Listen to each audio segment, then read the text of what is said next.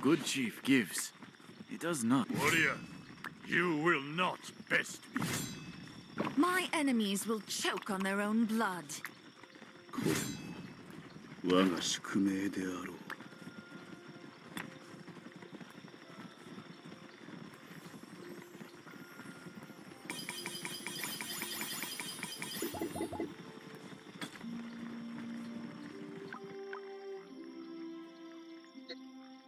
So I got fantasy dogs. Okay, what's your fantasy dog? Fantasy dog needs to look on Steve Thomas.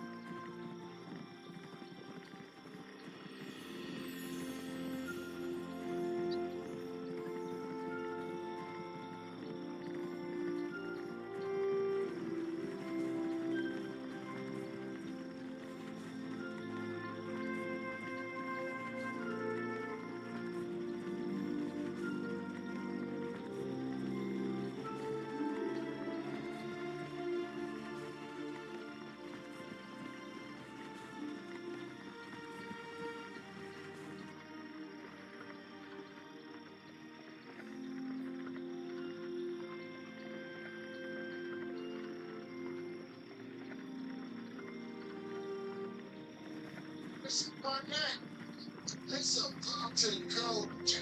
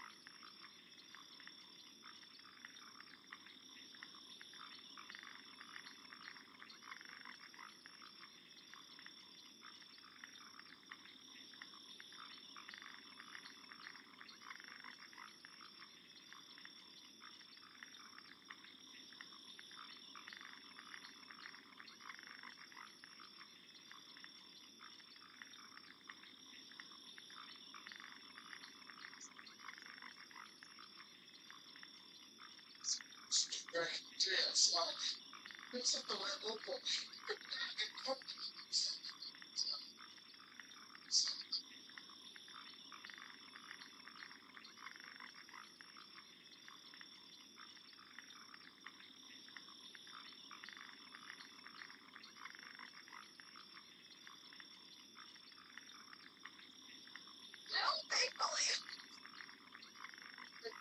See, you have some show. Japan don't know. I've had some show in time.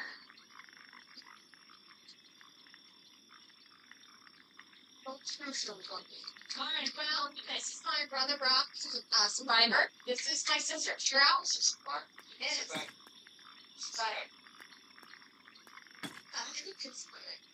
Yes, well, it's not mom's plan. The first line, I described going for moms. My real mom and real sisters gone. And I spent a hit on an accident with the train. But when I did that, I just got a little pleasant. And with this. It's insane.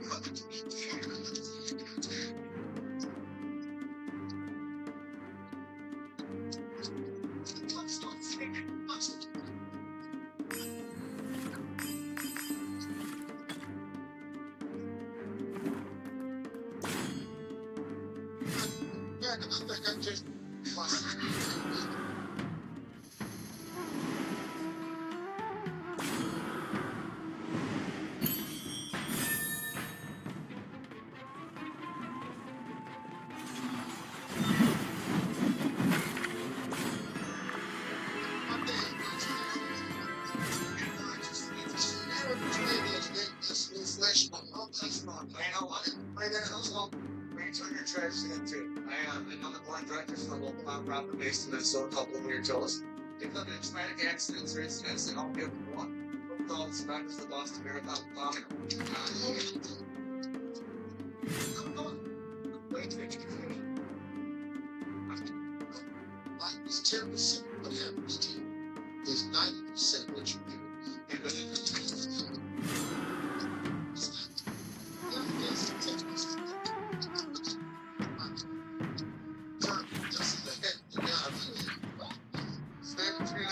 This child's been and you take the pacifier.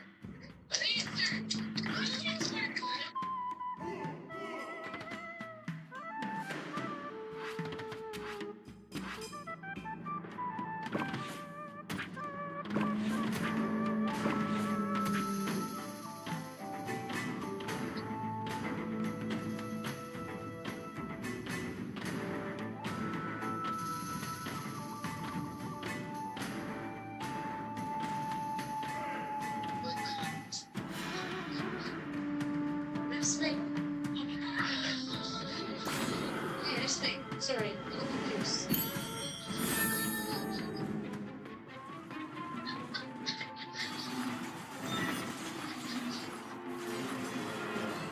So just one thing.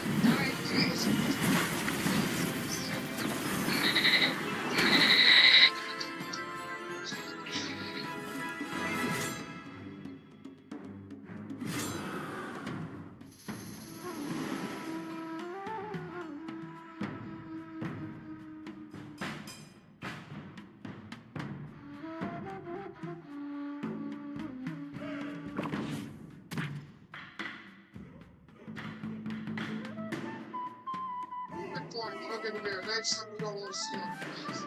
Oh.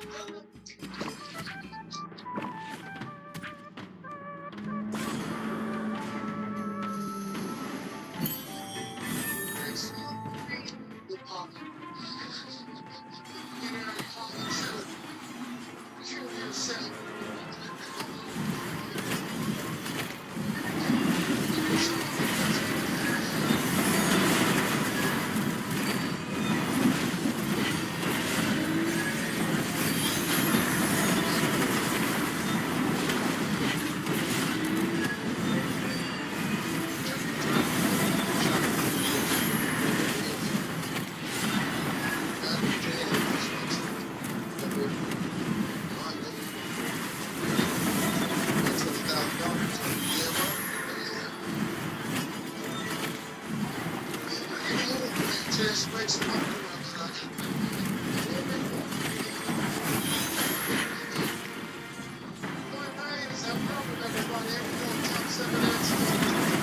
Yes, 100 need something about a body internal.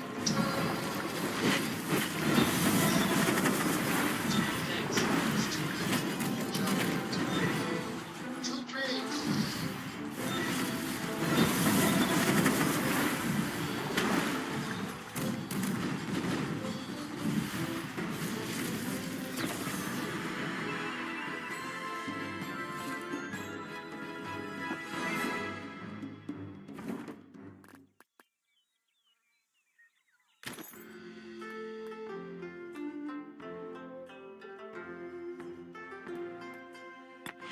I fight for my lost freedom and my outraged daughters. Είμαι η βασίλισσα της Καρίας.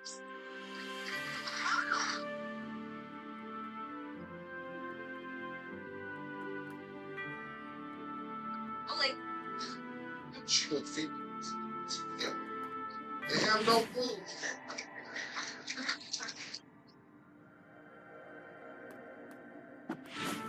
Say how small you not go.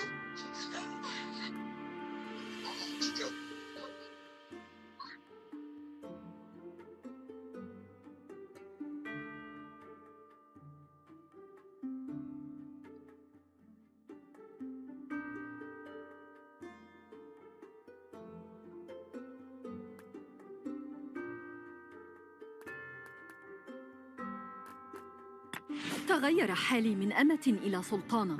هل تظنني امرأة؟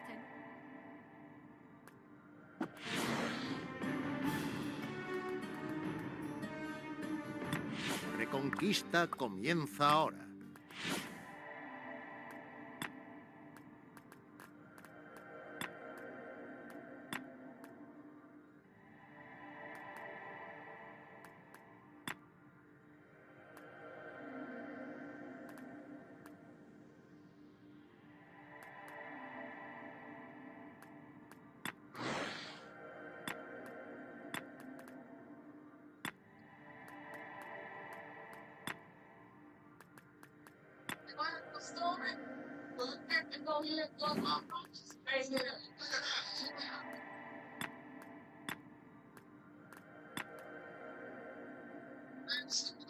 The one doesn't have to take customer. He hopes the customer that brother gets it.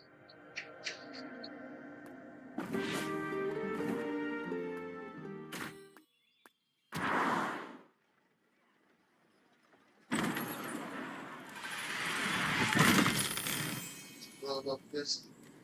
Well, they don't get pressure, Richard.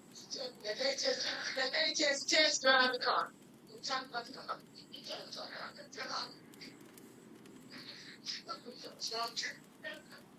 Stop test drive.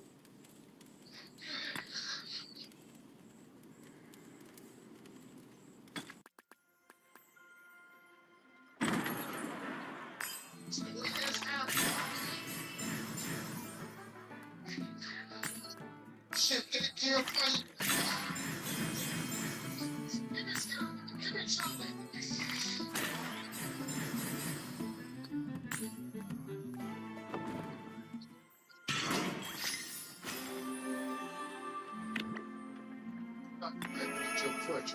Yeah.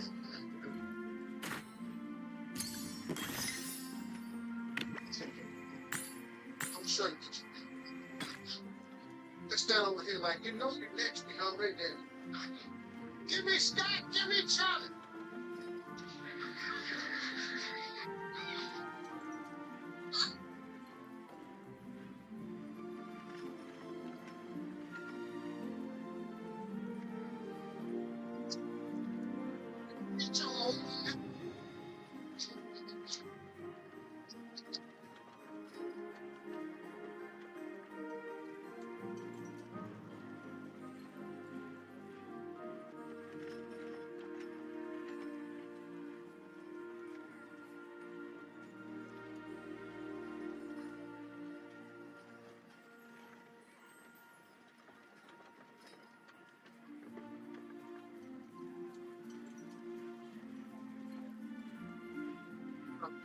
Your crutch.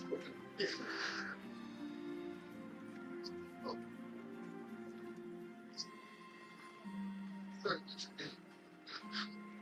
Let's stand over here like you know you're next. We already there. Give me Scott, give me Charlie.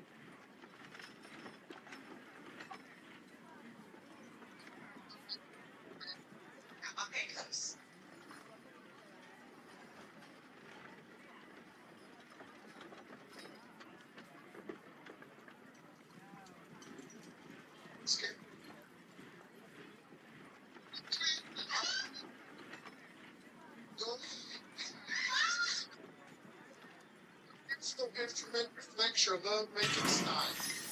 It's wrong. It's wrong.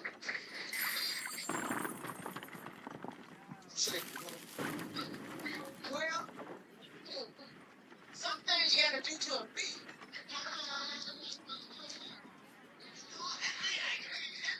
Ow!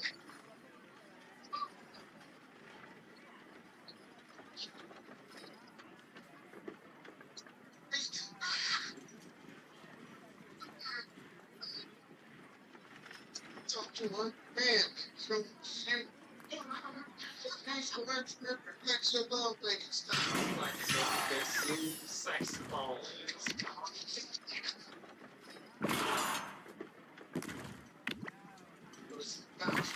It's saxophone. Just kind of calm down, slow things down a little bit. Just get some.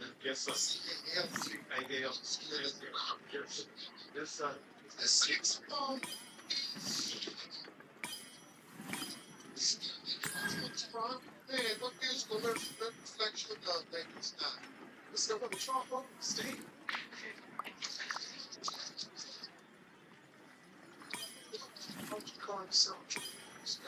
You know, you see, Steve, when you do the trombone, you have to go nice.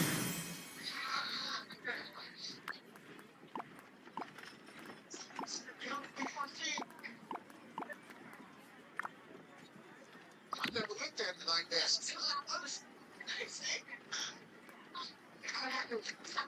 Thank you. Well, Davis family is a family of 18 brothers and sisters. We have 200 first cousins and associates, plus sons.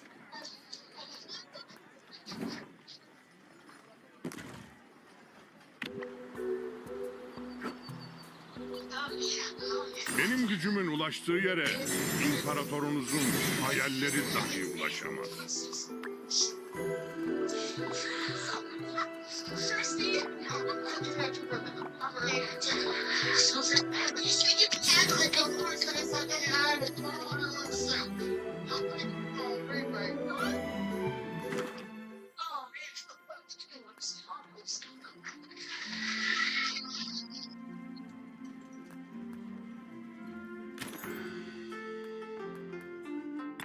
Reconquista comienza ahora.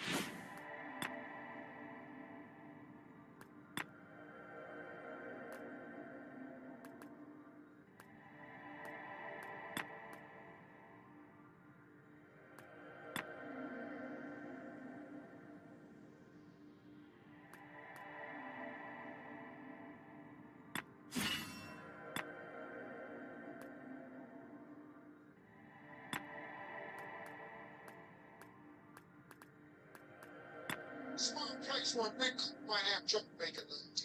Over 10 minutes.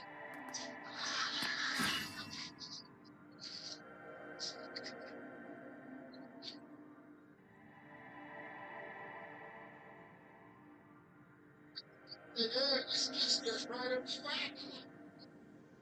You just got caught up in this shit. Organize this person. Oh, go ahead, Carl. The next small place here. On the couch. On the couch. Couch.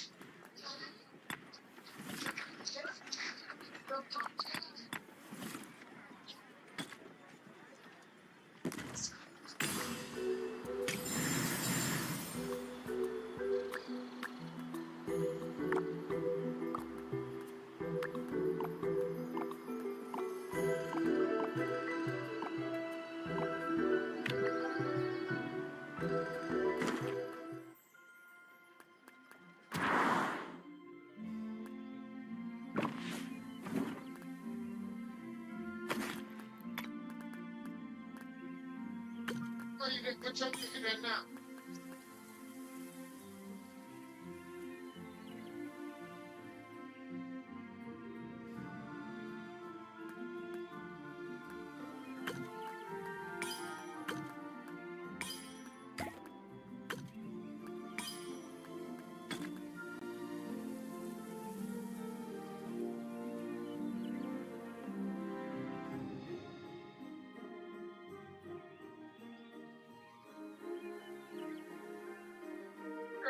It's a lot of time.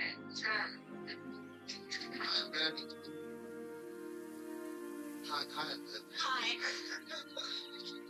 Black out here. I'm so tired, man. I'm sleeping. I don't know the name of it.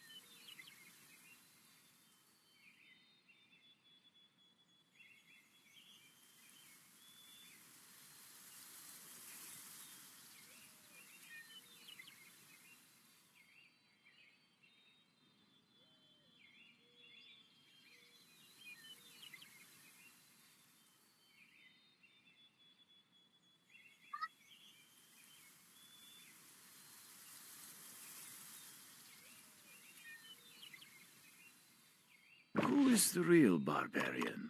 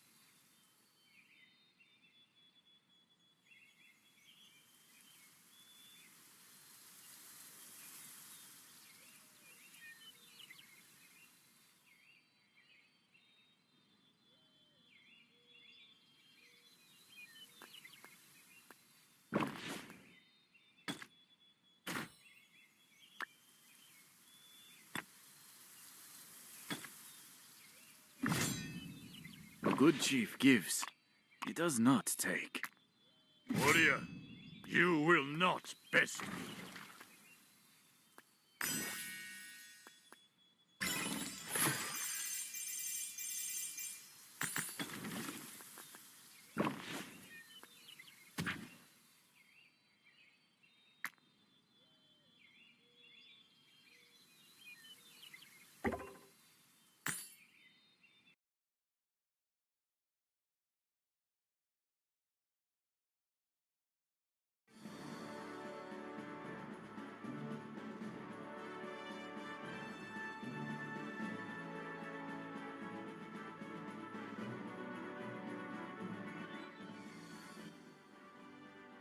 And minifigs just sealed through the whole thing. They just sabotaged the lawsuit they are bringing up against Reckless Ben. And it's all because of our boy, Andy now, the CEO of Rex Minifigs. Because we've seen him during this whole saga, this whole insane series, repeating his mistakes, going on doing interviews, and not being very careful with what he's saying, straight up lying at times, and overall just being foolish and making bad choices, trying to win for public opinion while failing his review. But this screw up, this mistake, is probably his worst one yet, because it's not just a lie that he has caught on or seen public backlash for, it is something that has real legal implications for him, and very likely could cost him the lawsuit against Reckless Ben.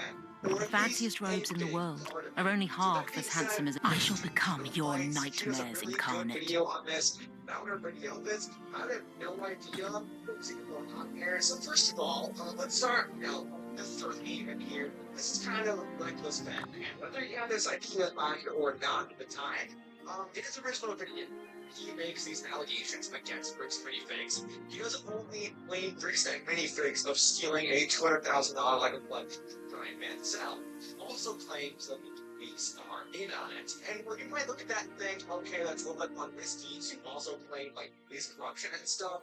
Well, it actually helps them in this case, because mentioning something that is involved government actually raises the burden of proof or evidence for Bricks and Minifigs. Now, if Ben didn't mention the police all in his videos, then Bricks and Minifigs wouldn't really have to as much to prove the defamation is correct and really argue their case. The burden of proof would be much lower.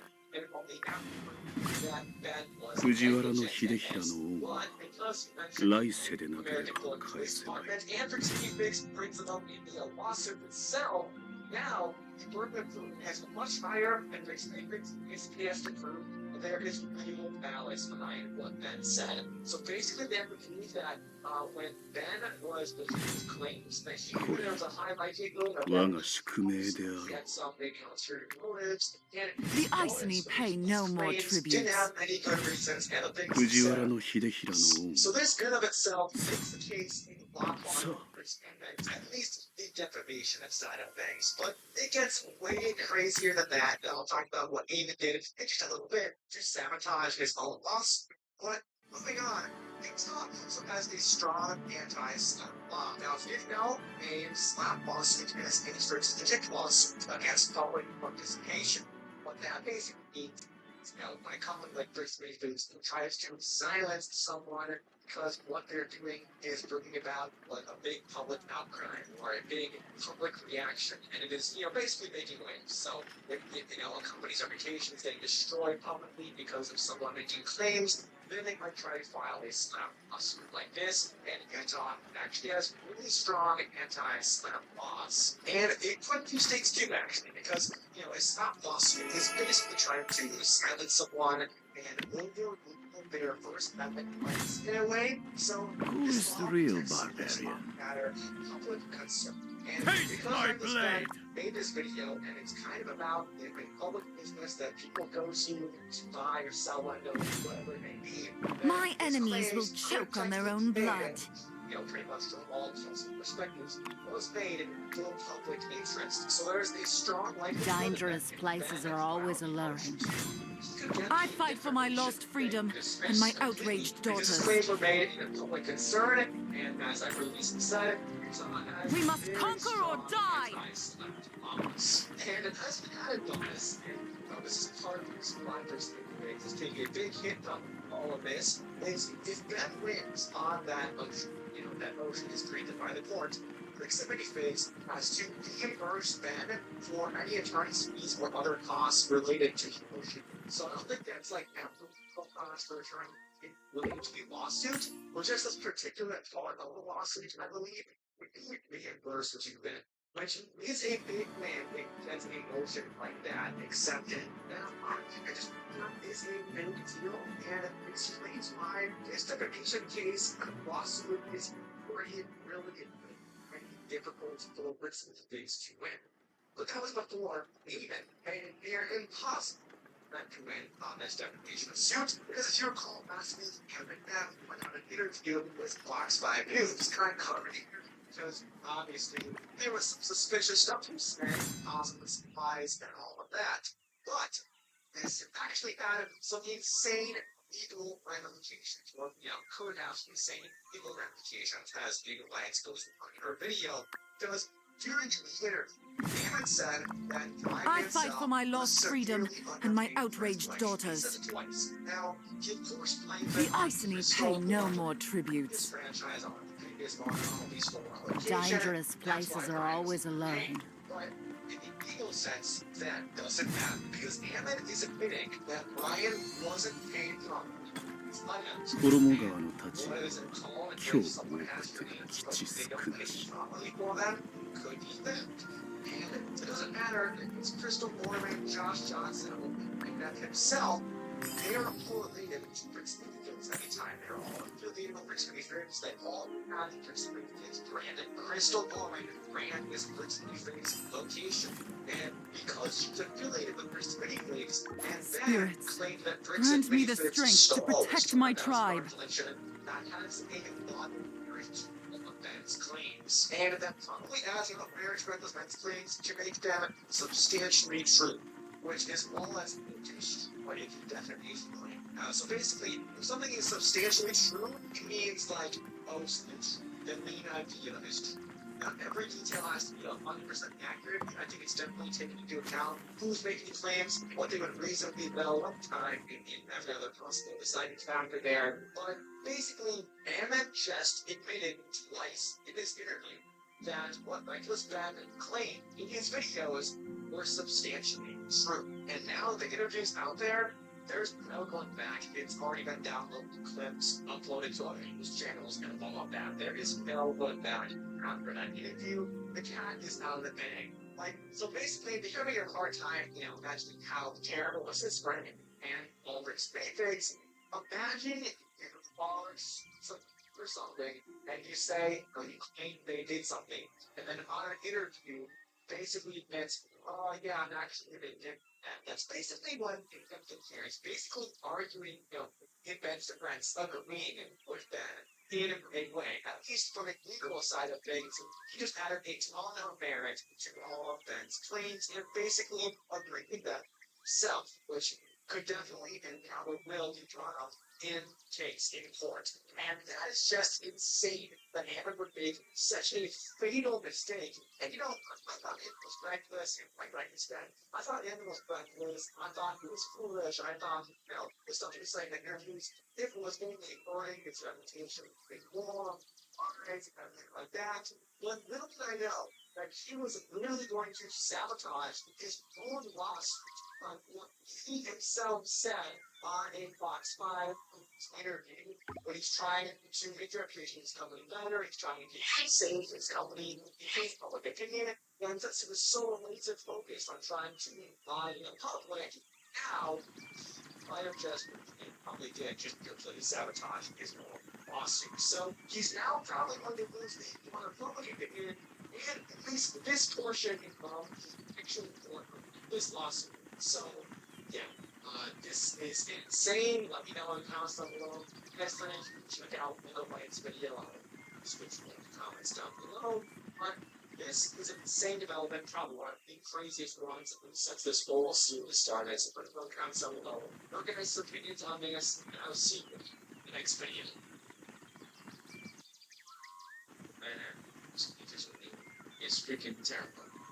Like what they did to me, like I never say something new, but that's the word I use. They screwed me. They tried to put my life and Joshua and Brandon or apartment. There's a lot that got involved in this bad situation. You know them. Yeah. Well, actually, this one day, I just got a phone call from corporate. They were threatening to lawsuit about getting involved. I'm like, you guys already took everything. What else can you do? Trust me, it's the fools. My opinion is forgive thieves at night. Literally in the night, they literally flew over at night and closed down the location. And so then they have to close down the location. And the was like, hey, who was violent tonight? I was still having this yeah, and I'm like, what the people you guys talking about? I have no film like this, man. Stand up. So you don't listen to me, man. It's so stressful, man. She took herself in the room, and I told her, I can't sleep in true. She's like, then that doesn't exist. Work, get a job, and die. Yeah, I'm like, alright, if you never told me no money, it's that look like. So I won't do that. I'm not sure what relationship. So, I'm for my dad. I'm gonna take one close one, but I can't. And we even took money out of the house to invest in the store. Like, nothing more than like, I got contacted by Josh for those bastards. Yeah, they took equity out of your own house. They didn't get any of it back. But, yeah, freaking sucks, right? It's been like years since I actually closed it down. It's been a little bit over a year and a half since I've had So, did you close it down or did you close it down? Oh no, Oprah closed it down. It's a wild story. Okay, so when I came home, Josh and Brandon didn't exist again, right? They were not part of Bricks and Place. Apparently, in 2020, they bought a store, and I guess they rescued the store, and they named themselves as the store rescuers. At least that's what the owners told me. That they would go in, if the store was struggling, present some sort of plan, or buy the store from them, build it up, build up the community, get it very profitable, and then either it was going to be part of their little collection of stores, or they would sell it back. They were employees of Bricks and Things, and Josh, I know, had an office in corporate. They was the only person to ever buy a location that was running system, right? Before I used to work at GDC, and then I would take stores that were in the red, and the black, and then just fixing the locations or the managers or whatever. And then they don't go to work. That opportunity to buy this other store, which was, it was a terrible store. Like, why did I know this channel? Like, before we here to Florida, I held down more jobs until then. You know, first baby came and can't really do that. And I guess you can see my store was freaking out better than any other store. Gotta tell you, it was awesome. I'm thinking that store my dad built like the tables. Those were so much. And it was they helped out so much, and so for me like financially and stress wise, but they basically come up with it where they sell me for a certain price and start paying like after I take it over. Like, and I'm just gonna pay. But they decided for some reason to never take my payments. And I was like, alright, just have to put it with the royalty payments. I'm gonna bring our investor for marketing and whatnot. They were not. They're like, you can't just throw money at the situation. Like, literally, that's all we need, is just marketing. But then we had 2 big hurricanes, like back to back. So our store was closed down for like a month and a half. And then I come back, I'm like, hey, I have an idea, but like, we can still keep going, no problem. But the issue is if something like randomly hurricane happens that I can't predict. Make sure I can get our notice and pay rent. Oh, I before that they were like, well, you can also put on pay just for a bit to put it to market. So after the hurricanes and everything, well, the situation is getting good.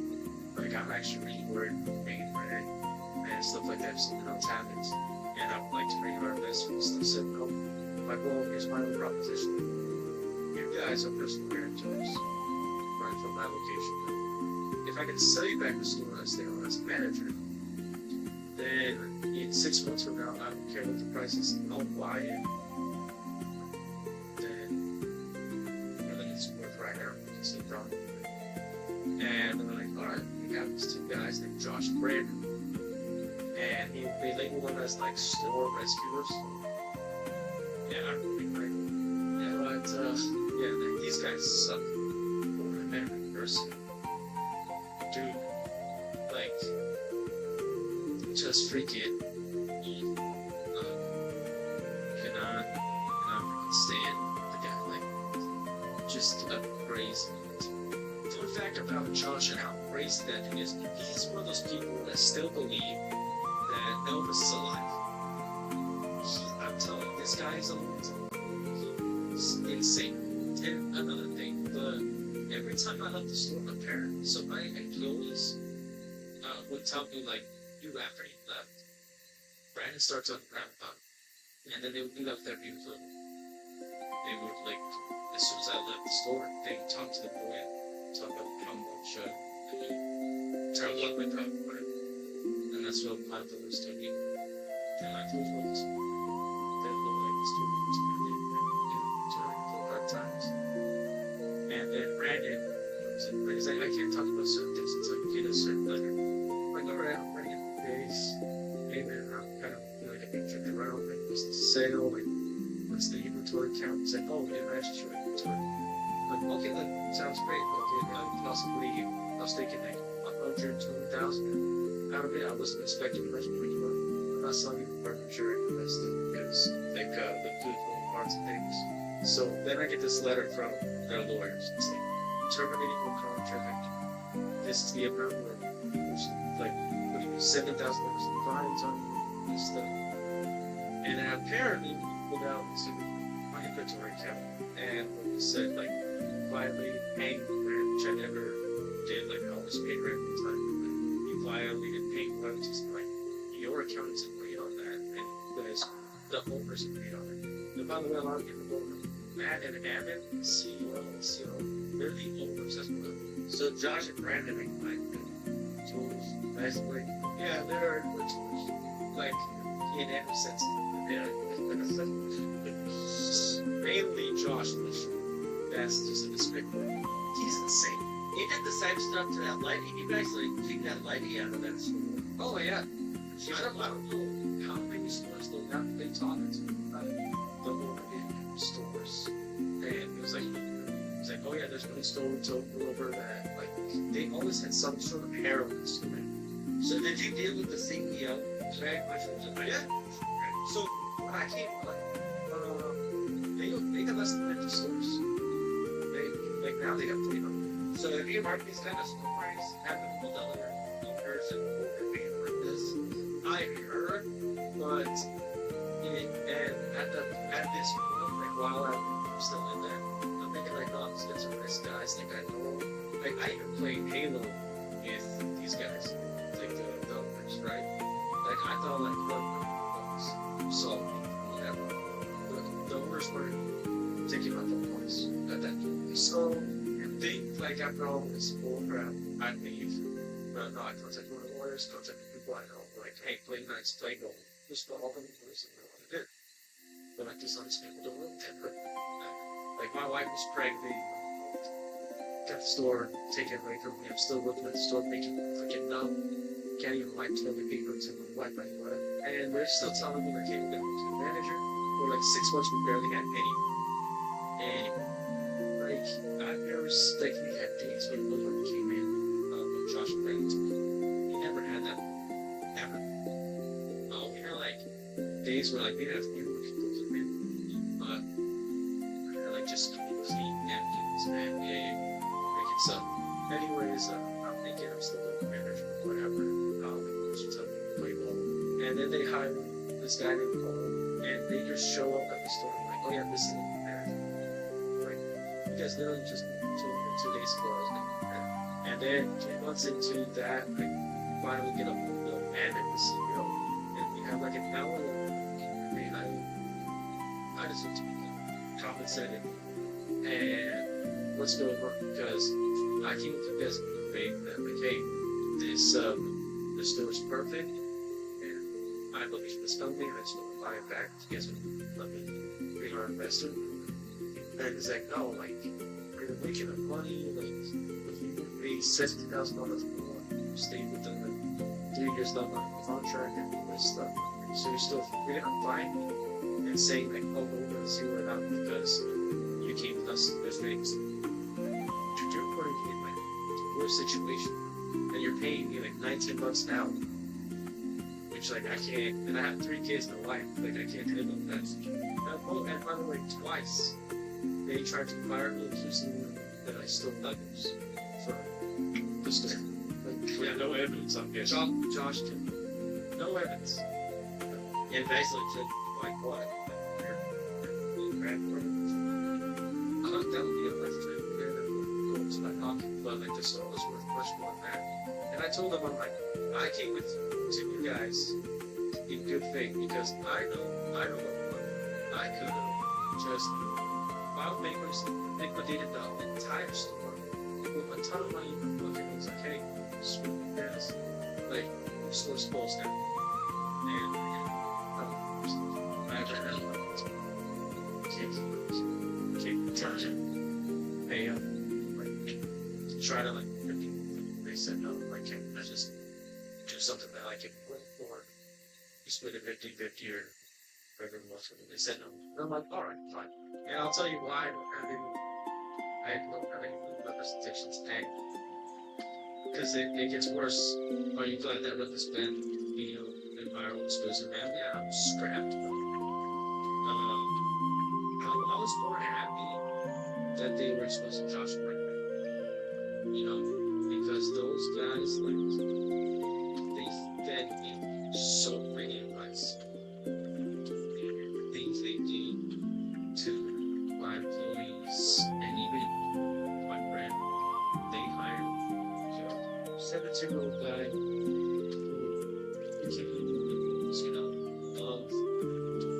love that guy. And he was done with out the market. He was bouncing into some trouble. Like, how do we get people in? You know, maybe we could do like some sort of like a landing. We could see if there's parades going on. Just give out like whatever it is. Josh and I were like, yeah, we're gonna be pleasure and everything. And then like for 7 kids, they want to help him out. He had to fight for a penny so that he could do something. Like they wouldn't get a penny to please spend at home.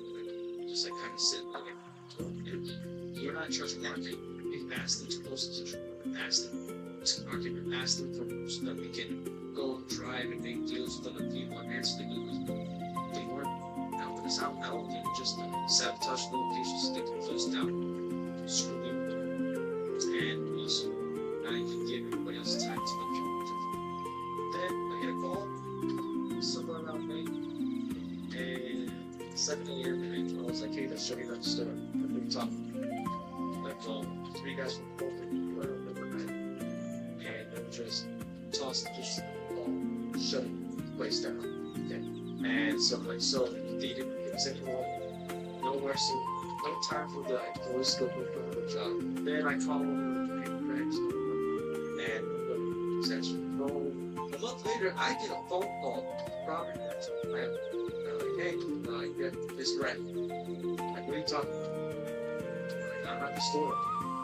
They never took my name off of this the entire time they owned for 7 months.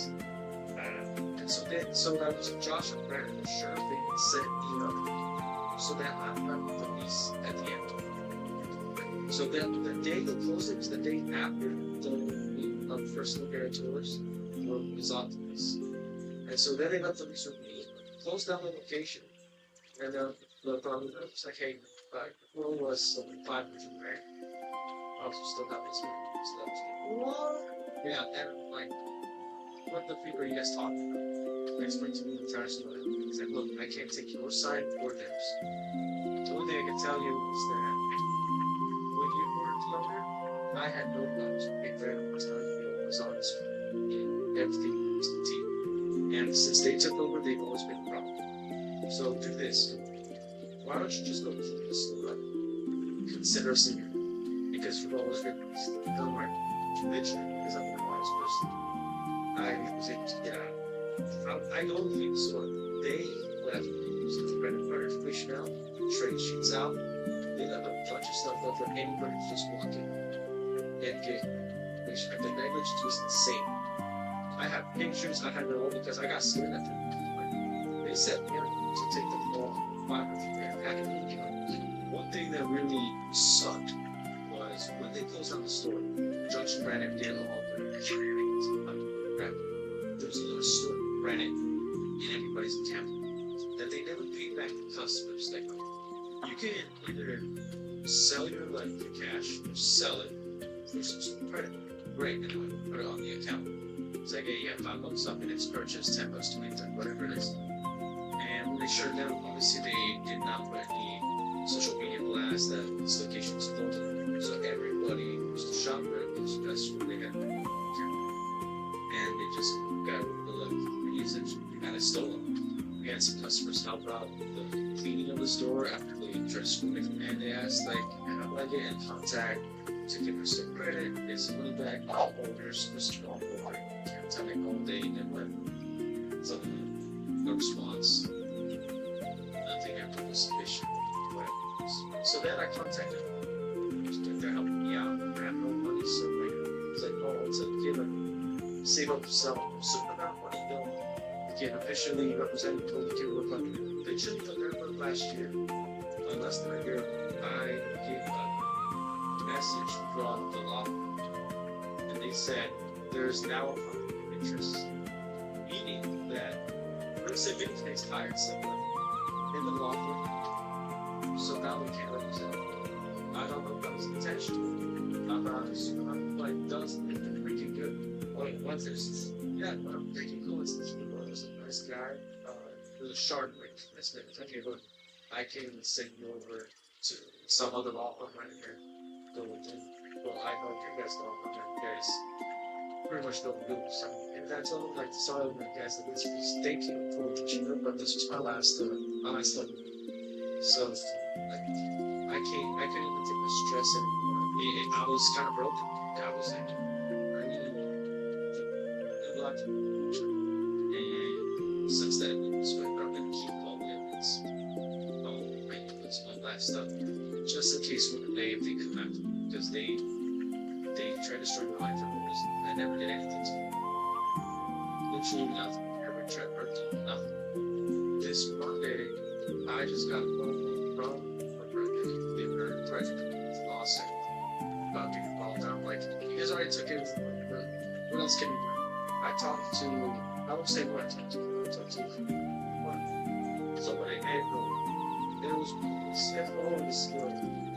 I told them, like, when you're trying to do like fun, I'm careful about bad business now, bad store. I came from a very perfect store for everything was good to me. Because this person said, I consider you a friend. Your friends suck because they believe this shit is down. Yeah. I've never had a friend try to like with a brand of debt. It's like that. We're working on this with money. If you don't, that's even worse. Yeah, because that pisses me off. I don't care. I can trust you to say that. And then I was like, I'll tell you this as advice of somebody who used to be with me. Get rid of Josh and Brandon. Like Josh and Brandon all those stuff to me. And whether man out and door, which I doubt. Stuff is like you guys have been playing on. And then on Tuesday, I'm not saying this because of like, definitely because of their actions. So on Tuesday, like they gave me a call. I gave the guy Josh Brown to like call the livestock and she kept us very independent. He said like make this up to me. Like, send me a check of $500,000. If you had a GoFundMe and were able to use funds to open a case against the evil twins, the Jewels, I can't imagine it was I don't think I would, honestly. I think it all depends on how this pans out because I used to say I wanted to come out of families thing. From what I can tell, they're trying to throw this dude in account just for speaking the truth. And opening because the FBI is it's going to take 20 years to get there. And that's why I'm just for trying to help study. I know they because these officers they have the pocket, I don't know what they're willing to do here. So screw you, so. Yeah, I can't sit around and watch an innocent man get screwed over. But when it comes to me, I think I can take the punches. So that's just probably I don't see spikes, but try to have my family's think about it. I would definitely keep telling the story. But when it comes to fight, it's weak. It's what the truth is. And that's what scared me. That's what you prove that you could be the most honest person ever. And again, like Jesus was the most perfect person who be just crucified. And I think that's the first story in the Lord's life. Isn't this said there? And something was just that isn't perfect. And it can hurt. This is what's stupid. I'm a kind of word and handshake kind of guy. I can't remember that thing. You know, even after the story has come out. Like, in my opinion, contracts, like, whatever word is the most dishonest, it has the most fun, or is it contract, this guy, everywhere. Yeah. It's not trying to go to like, now, but with opinion and popularity, how because of that's like I think one chance band being down under this like cut ties with the two guys isn't the most bands. The entire company it's definitely not who's right? That's not but I can't really save that person certainly. The brand itself is out there. It's gonna be down on the internet, it's gonna be dead of opinion. There's always a way to bounce back. You know, Elon Musk saved Twitter, sort of. You know, like, but if somebody, if Elon Musk comes out and buys Britney Fix, puts out prices on it, well, Britney Fix comes back, but maybe, and still have. You know, that's the kind of stuff that I don't know if they can still get involved and somebody else can say, like, maybe having a different face attached to it. There's always something. It has come out that cutting ties with Joshua Banner was deemed by as they have documented proof that Brandon still currently manages something for another garrison. Really, because I don't think Brandon and Josh are still owners of the G orientation. They might size, corporate-wise, but they are still the ones of their location. They're still franchisees now. There's no YouTuber who's banned social media and said that Josh had aspirations to turn into rental stores. And I don't doubt those aspirations. I think that people that ended up like you, in bad shape or skin speak up, I don't think so. I think there's been maybe you could say 3 or 4, but I don't know. Again, like I'm somebody who's okay talking, okay speaking. I have no idea. I haven't had any owners reach out to me personally, and like I have a similar story. I don't know how many locations Josh and Brad to go. It's kind of up in the air. No idea. They're scrolling too much back in the news. Now it's all over the face. But I really need those. Yeah, they are after me. I don't think Resident Face the covers of that same yellow. I think the Resident Face need to go after Josh and Brad. Yeah, you're losing so much money from this backlash. I actually told someone on the phone, like, do you guys sell the paper? Tell them to stop with my phone because it comes up like a dick every time. He literally needs to step down. If he was to say that company essentially people's jobs, he needs to step down and somebody else needs to take over. And then that person needs to come in, go after Josh and Brandon, make a public apology, make things right, and then anybody that been like your situation or might have similar stories, they need to make things right with that. And so many cases probably spend more on what the letter was worth than the oh, my God. He's like, but yeah, I didn't understand that I was just paying the dude. And like, look over all the documents, whatever you know, pay the guy, and then you can't find the product. Go after it yourselves. Yeah, keep it in house. Don't want it 3 to 1. 100%. That should have never happened. It was crying crazy. You went in there and you thought these people were honest. And I've said before, like, I don't understand why recently things couldn't just take a look at the situation, check the documents, and be like, yeah, you're owed this much money, you won't receive this much, we can see that, and we can see that the consignment was this much. Here's the remainder. We're gonna go, like, now that we're raised, I'm gonna go with the original owners and see if we have a loose ends. And if you don't, then you go after the original owners. You keep it in house. You know, school level guy who's trusted in your company.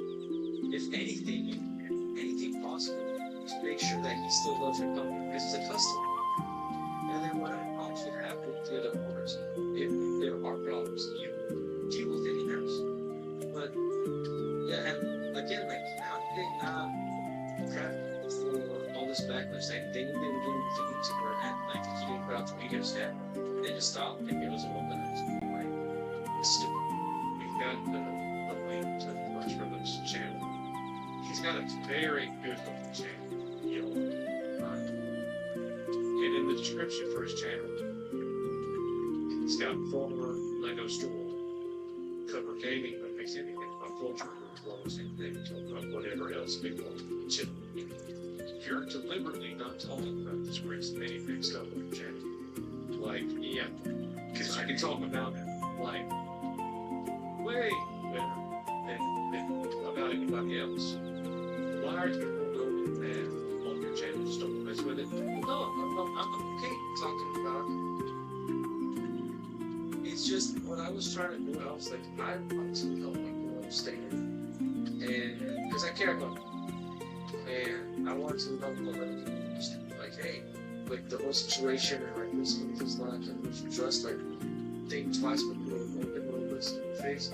I was like, let me keep this in the Lego community. And like, does anybody want a story? Bricks in the face? Like, I'd see people, like YouTubers, they would talk to crap about Bricks in the face. And then as soon as Bricks in the face reached out for them to and just started out, they're like, Bricks in the face. Oh, yeah, because they're grown.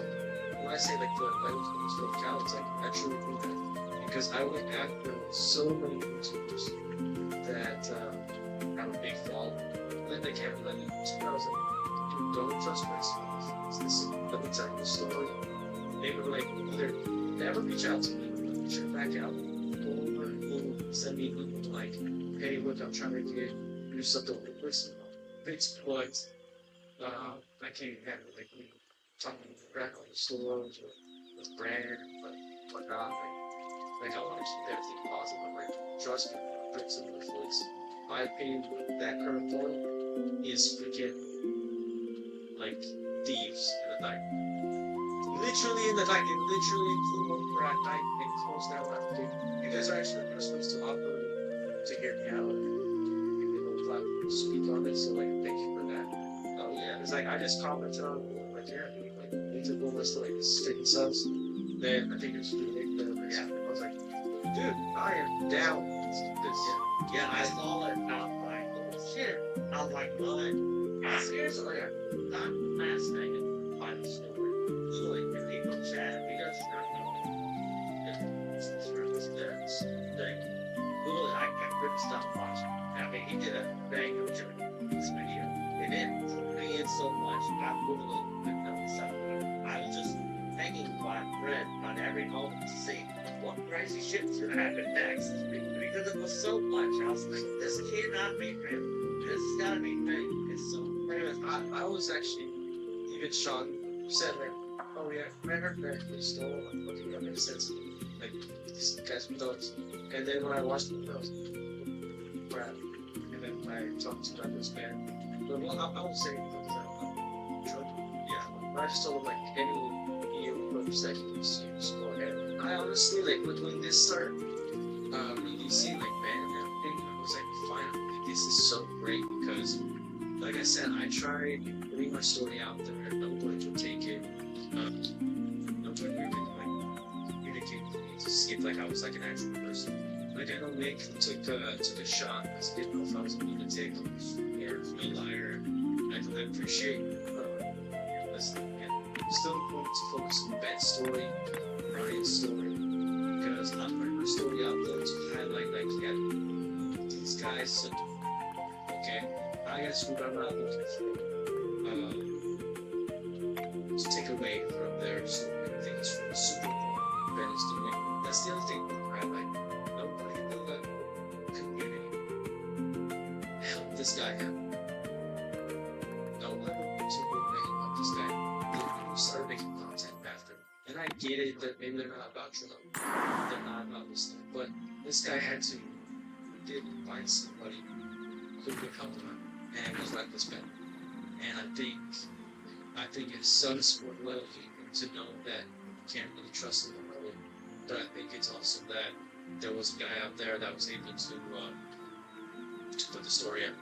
And I commend Brian and regardless of the outcome, it is very brave what they are doing, and they should be applauded for that. But these franchisors, like these toys, and they did this to be more honest, and maybe some of the actions they were justified against bad, whatever. But like for all intents and purposes in the media and everything, like it shows that some of the things are screwing over with people. Like I consider myself the first one. I like to think so, but you know, they saw me as maybe not as good of a threat to my life. Yeah, I just hope that it's like I can help in some way put my story out there where it kind of wakes people up. Because I think there's still a lot of people who are like second guessing the story, second guessing Ben and Brian. My mistakes or issues or me being screwed can, if anybody decided to franchise whether it's a restaurant, it's a brick and mortar, you can see from this experience that you should have really good accounts.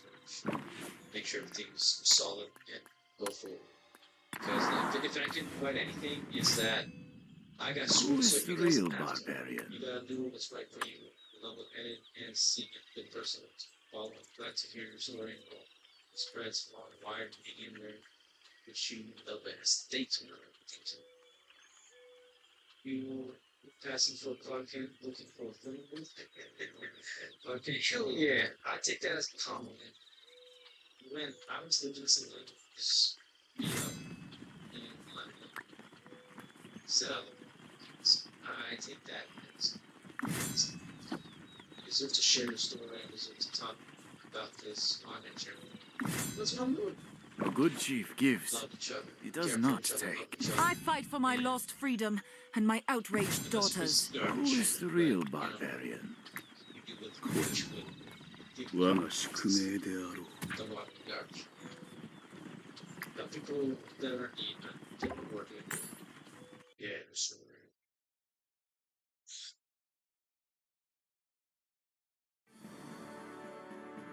He got over 500,000 people yesterday. That's a lot of people that are rivals.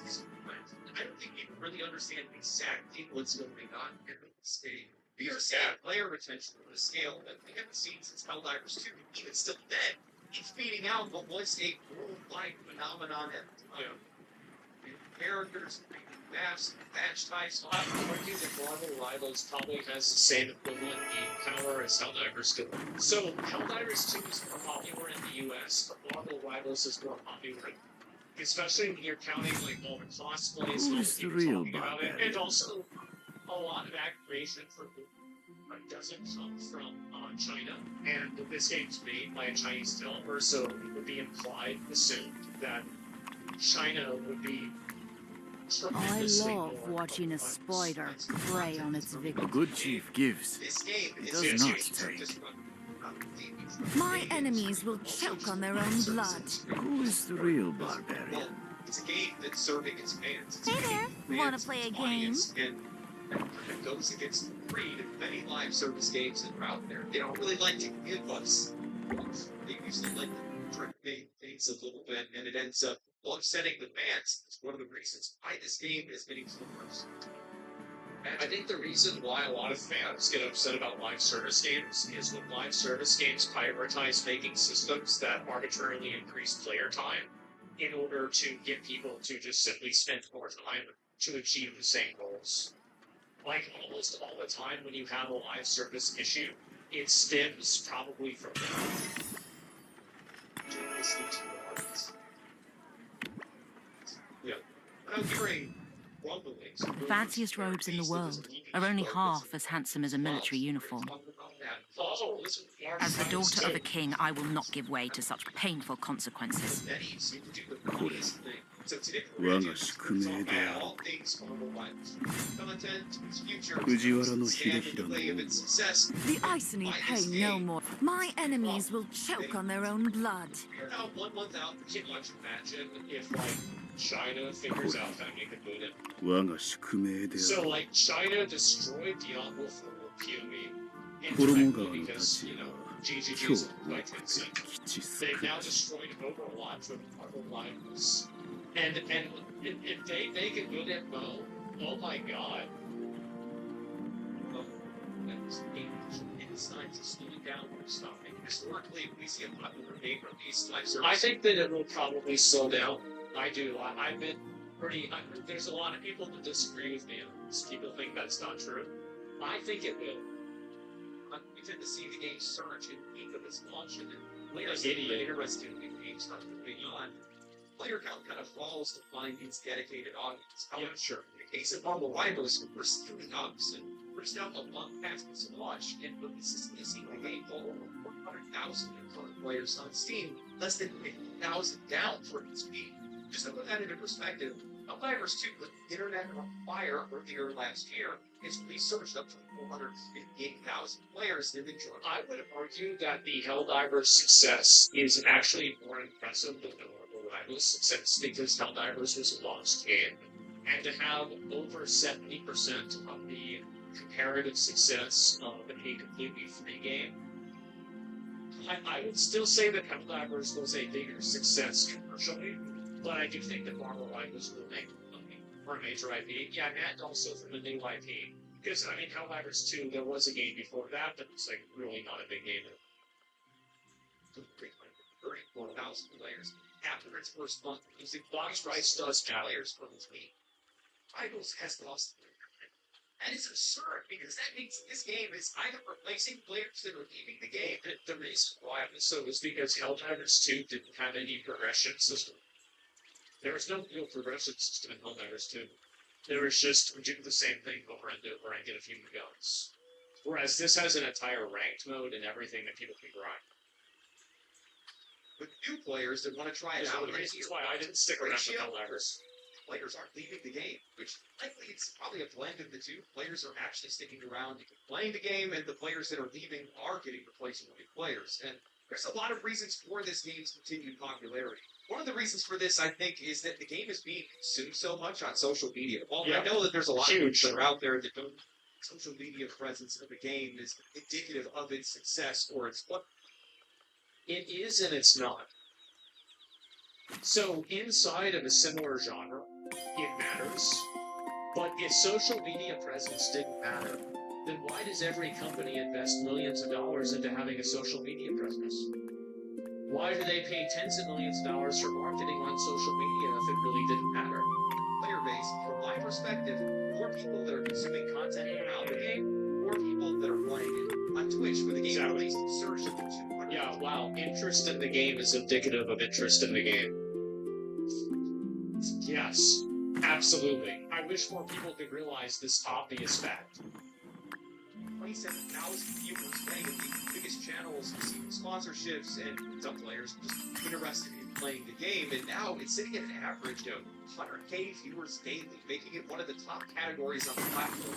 YouTube videos covering the best plays, the best players, tier lists, and gameplay are totaling millions of views. Yeah, like after Team Captain made that Wolverine video, I've been seeing so many copycat videos, and it's like top streamers react to the #1 Star-Lord, or top streamers react to the #1 Groot, or something like that. I was gonna watch some of them on my stream, I just haven't really had time.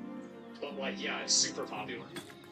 And Twitter and Reddit are overflowing with fan art and cosplays. I think it's good. Ranked and casual modes and rivals thriving, which honestly is pretty rare to see. The casual mode is drawing in all types of players, whether they're just here for fun or just don't want the pressure of ranked matches. At the exact same time, the ranked mode is keeping the competitive crowd engaged. With plenty of players that are grinding to climb the ladder, and participating in tournaments, and all kinds of different things. The game is offering something for everyone, and that's why it's working so well. Now the game is getting its first major update with Season 1, featuring 4 new characters in the Fantastic Four. Susan Storm and Mr. Fantastic are up first, and then in the second half of the season, we're going to see the other 2 characters. We're also getting new maps, like the Sanctum Sanctorum and Midtown, that are going to drop in the first half, and Central Park in the second half.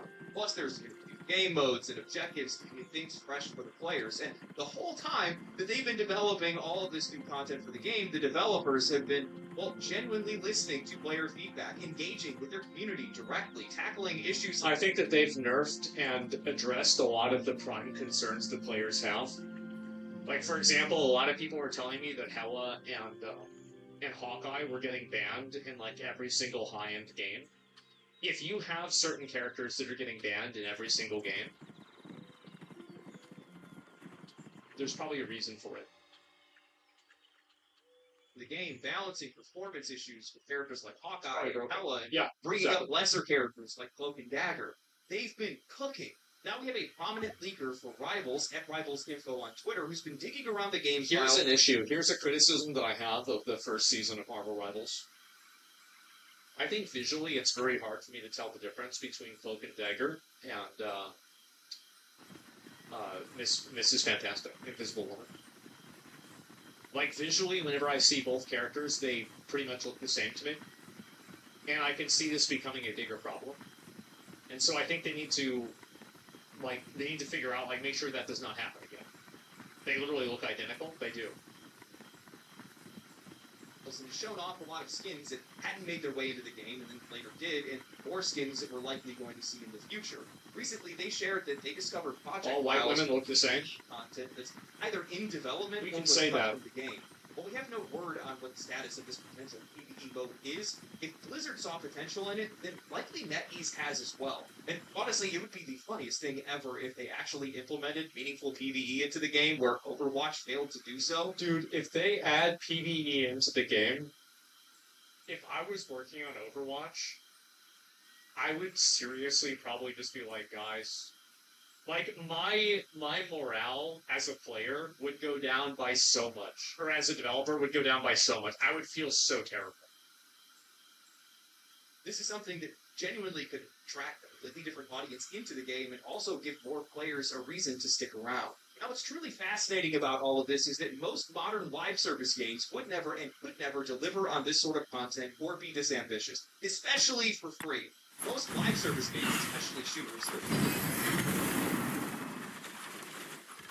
Guys, it's free. You have to pay it.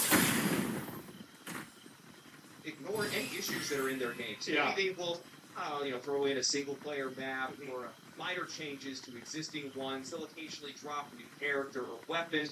So China can weaponize all of our computers for when they invade the U.S. They'll blow up everybody's computer that has Marvel Rivals installed onto it. As an example, just revealed their update at the exact same time as Rivals announced their first season, and It's like that thing all that they're they did to offering those, is cosmetics. those Watch 2 did the cagers. exact same thing. Well, watching a mass exodus from their game, they chose to release recolors of existing skins to try to entice players back. Well, you look at this character, like, does this look good? Like, I'm gonna be real.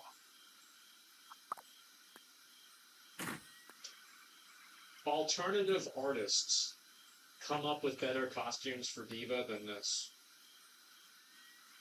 Like, I remember when they started, I saw that Blizzard hired a bunch of furries to be character designers, and I thought this would be a good idea. Because they've got a lot of attention to detail. But man, not so good, huh? Their game. Reading through some of the comments on these announcement videos, you can see an outcry from fans begging them to fix issues within their games, livid that the games that they've invested so much in won't invest in them or even try to fight back against competition and step into the market. This kind of goes back to a broader topic that I've discussed in the past many times on this channel by now, but many of these modern live service games just don't have the respect for their audience that's necessary to keep players happy or to keep them around. Each update only serves to increase their bottom line by introducing more microtransactions and cosmetics, rather than meaningful content or addressing player concerns or just general issues within their games. I mean, look at the state of Call of Duty right now. While Black Ops 6 was received pretty well at launch, it has reportedly lost over half of its players, and it's getting worse by the day. All of this is driven, of course. But I think also another big reason for that is because people bought Call of Duty. What does it say again? Reportedly lost over. Yeah, of course. I didn't know if they made the distinction between players or multiplayer players. People played the campaign and they stopped playing the game. Like, with Marvel Rivals, like, that's it, right? And so, like, I wouldn't really say this is a terrible thing. No one played the campaign? Really? I felt like this campaign was pretty well advertised, and I think that a lot of people probably bought the game to play the campaign. I do. I think that it was a factor. Half of its players, and it's getting worse by the day. All of this is driven by the fact that players aren't satisfied. Hey, maybe I'm wrong. These studios That's my read on it. Exact same thing. Nothing changes. There's no advancement. They won't fix issues within their games. They let cheaters run rampant, yet they have no problem releasing cosmetics and new battle passes. Yeah. This sends the signal to the players that your experience or your enjoyment don't matter. Only your money does. The biggest threat to the video Another game... big issue is that the biggest threat to the video game industry is the video game industry. Please say it. The industry is the fact that players have learned how to vote with their wallets, and there's that too. And and so anyway, normies play the campaign in chat. Here are not normie gamers. Yeah, no doubt. And so I think also another big issue with Overwatch is that Overwatch has such an established community. It's going to be really hard for... It's like Team Fortress 2 still exists when Overwatch has been out for years. So, and everybody thought it was going to kill Team Fortress 2, and it didn't. There's still people to play it. So, like... The fanciest robes in the world Overwatch are only does half have a as different handsome as a gameplay military experience uniform. than Marvel Rivals. Even though I think that they do generally occupy the same space. So, very cool. Well, that's what I'm saying, right? Is like, if there's another game that's going to be out there, it doesn't necessarily mean that like 2 games can't exist in the space. But there are going to be a lot of people from Overwatch that are going to move over to playing Marvel Rivals. Like for me, I would much rather play Marvel Rivals than Overwatch because I like third person better. I just do. It feels better to play. the amount of spell effects that Marvel Rivals has is not as bad as Overwatch. And also, the game is like, you don't have like such a high skill ceiling now. Like, yeah, there's people that are really good at Marvel Rivals, but it's not like people that are playing Widowmaker that have played Widowmaker for 5 years. I just love to see it. I love to watch them struggle, and the struggle's Not the yet, real exactly. place in here. You have to respect where the money comes from, and many of these studios have lost sight of that. And I think it's just because they've got so comfortable sitting in their C-suite offices, sitting back, drinking their, bottle of water with waifu stickers all over it, and saying, these idiots, they'll buy anything. They'll still play it. Yeah. And they're right, because we're impulsive. I think that the problem actually is that I think that the marketing departments for these gaming companies are basing their projections and their research, like player research, off of antiquated metrics. Like, they're still focus grouping, and they're doing all the things that they did in 1995 or 2005, and the gaming community has just simply evolved since then. And I don't think that a lot of these gaming companies, especially the really big ones that are super corporate, they're probably still making business decisions like it's 2005 or 2010 even. And I think that's a big issue too. Big companies move slowly, they're always behind. Yeah, exactly. And so I think that one of the reasons why a lot of these devs and these people that are designers on the game think this is because they get fed this information by a marketing team or by like a team that's supposed to like get player feedback, and the metrics for player feedback that they get are completely wrong. Of creatures, it's what we do, but what ends up happening when the game across the street treats us better? Well, then you go across You the just street. think about that, did you? Anecdotal, I know, but I loved Warzone when it first released. I had so much fun. Same. A lot Oh of my people god. get Yes. pretty nostalgic about the dance, but I Yes. also clearly remember Queen how by many title, issues but in that deeds a king. how often they would go unalleviated, and how easily they would introduce microtransactions and skins and battle passes. How many times the skin glitch came back into the game? Skins that would release that would make players invisible. The rose skin. There's like Yeah, one it's time bad. that they had like the helicopter glitch, and then they fixed it, and then it made another glitch happen, and then another one, and then another one. It went on for like 3 months. Meanwhile, they never did anything about any of the cheaters in the game. Warzone today still suffers from those same The fanciest issues. robes in the It's world same story, are only because half none as of them- handsome as a military uniform. Marvel Rivals, though, is because like cheating is a huge issue. As the in daughter of a games, king, and I think will that not give once way to such cheating painful inside of a competitive consequences. game becomes the norm, it destroys the 我 game. が宿命である Because it 子供 totally 側の undermines 立 the 場 credibility 今 and 日 like the integrity of any time you play against somebody who's good. Like back in the day, you would play against somebody who was really good, and you'd lose, and you'd say, "Damn, damn, that guy, he's really good. I have to get better." Right? Now it's like you don't know if you just lost to somebody who's a cheater or somebody who's a god. Fixed because they're never a priority. Because the players are not a priority. We are the afterthought. And I think also, like, for any player who's, like, progression-minded, like, with ranking, it becomes even worse. Because, like, now you're getting downranked because you're not playing in this way. And, like, you go up against a cheater, and now you're getting punished because of this cheater. It's money that is the first thing that they want.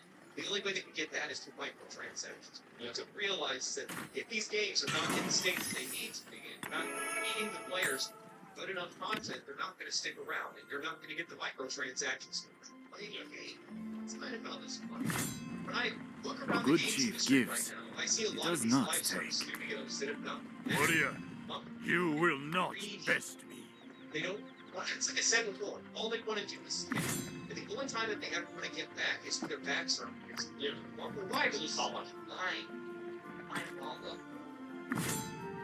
Too many I live fight for service my games lost where freedom apps and my are outraged daughters. Their players drive microtransactions. I am While ignoring real issues. watching you.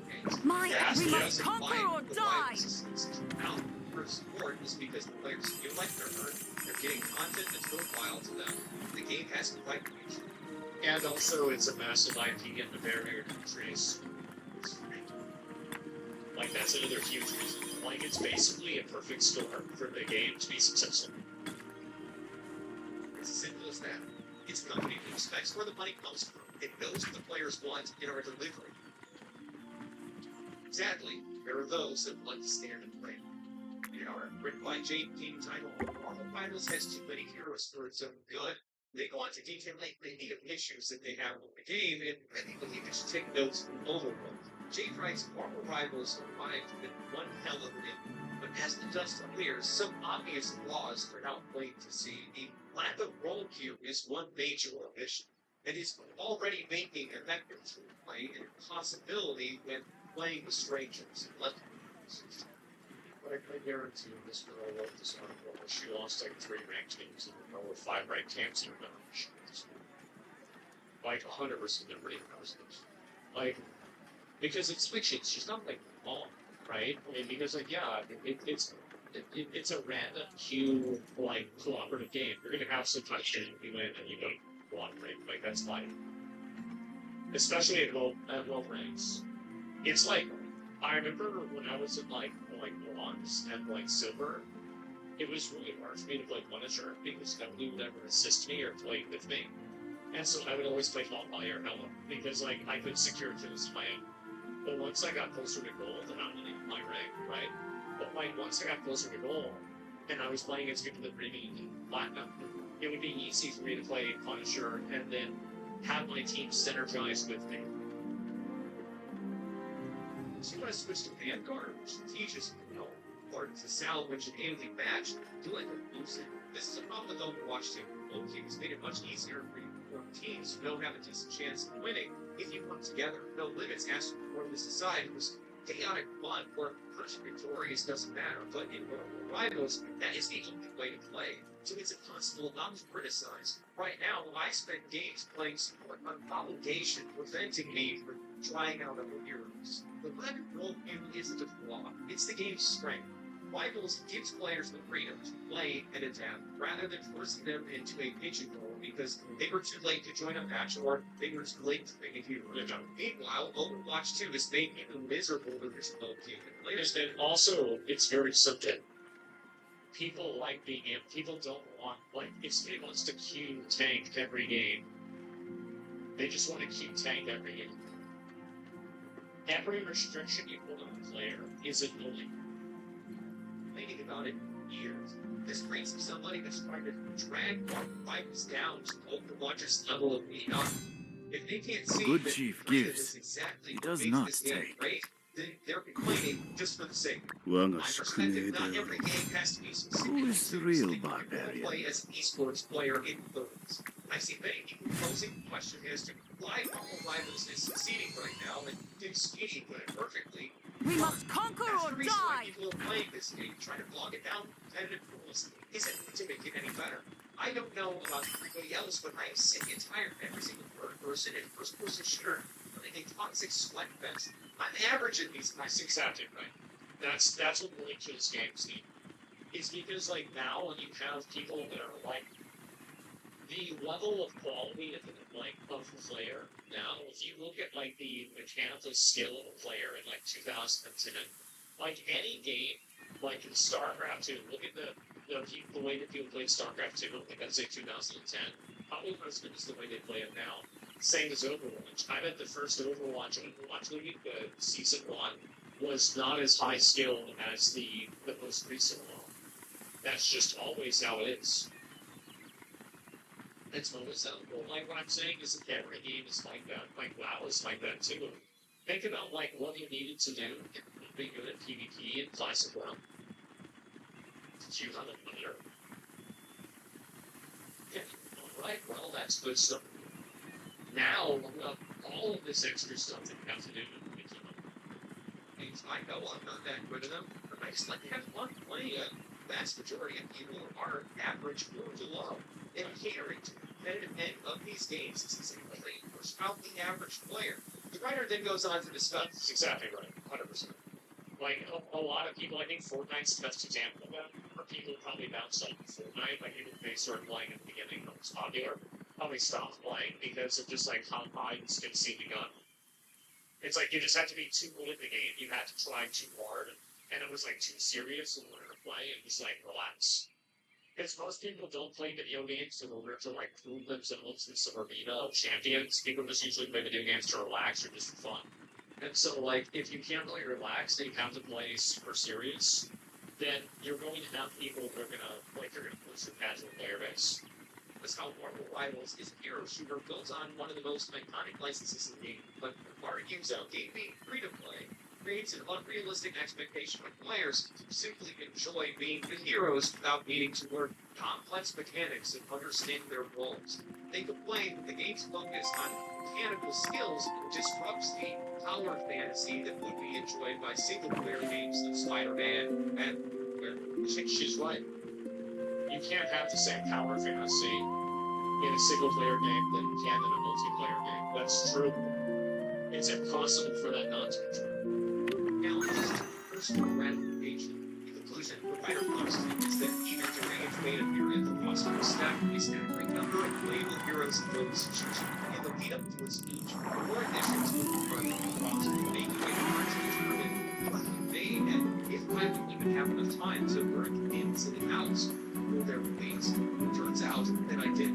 And now the sheer act of playing Marvel Rivals is daunting. Once again, I find myself comparing it unfavorably to Overwatch launched with 21 heroes, while Rivals stepped out of the game with 33, just a level shy of how many Overwatch 2 has now.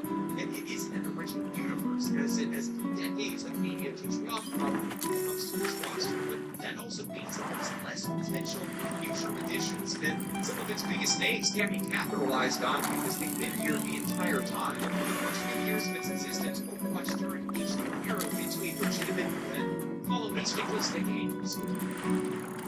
That's the reason why I found them. The reason why they turned it into the big event is because the game was fun. It had nothing to do with like anything else. Like, that's it. These workers' anticipation meetings find out exactly what role they might build, and but the closest to what happened when I was in the century. Every new hero is unexpected. Rivals, it feels like we're already having to temper our expectations after decades jumped the gun on its aimlessness. I could be proven wrong, but right now I'm very excited about new heroes coming to Rivals because we're already dealing with excessive cost. There's no moderation and a desire to give players temporary power fantasy instead of easing them in. You can't have a power fantasy when you have a group of people like your power fantasy is somebody else's fun fantasy. That's the problem. You can't do that with Lloyd Manny.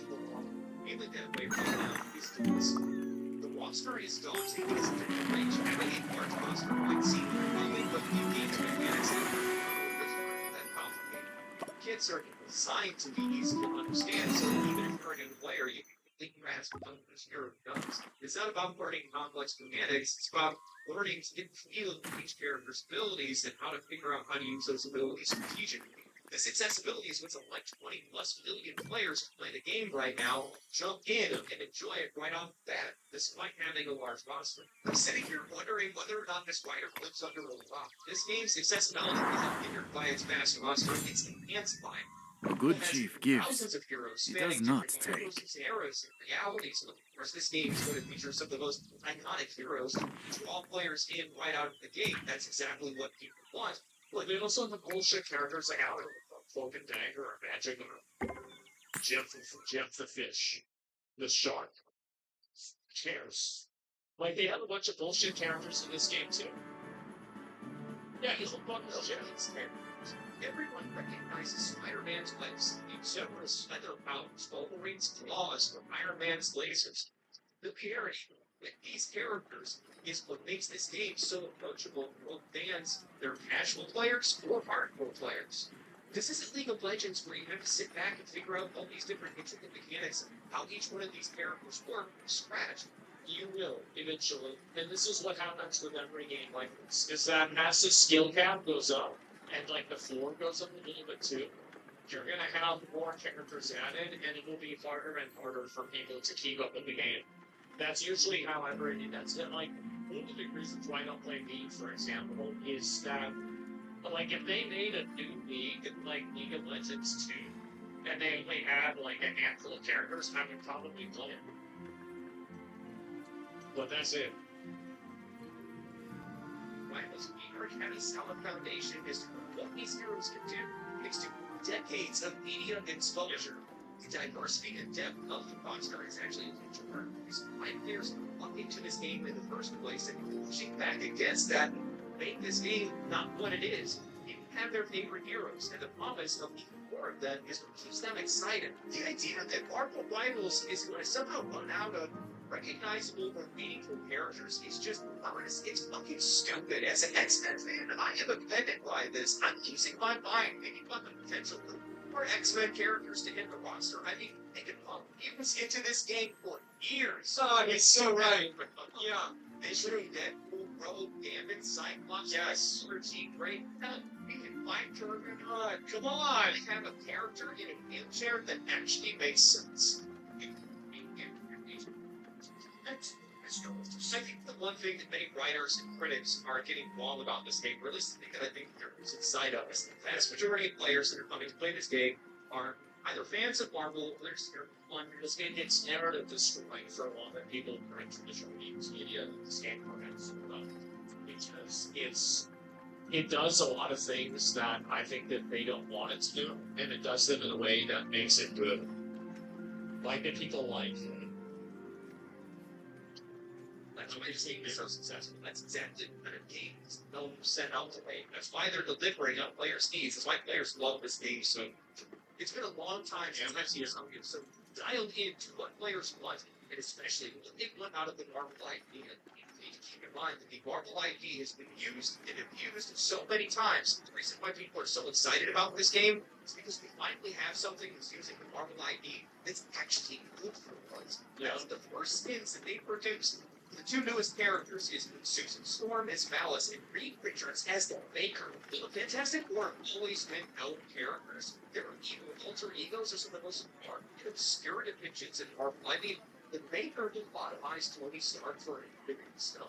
These developers are so dialed into this game in a way that so very used to use art. Especially if it's not even their own IP.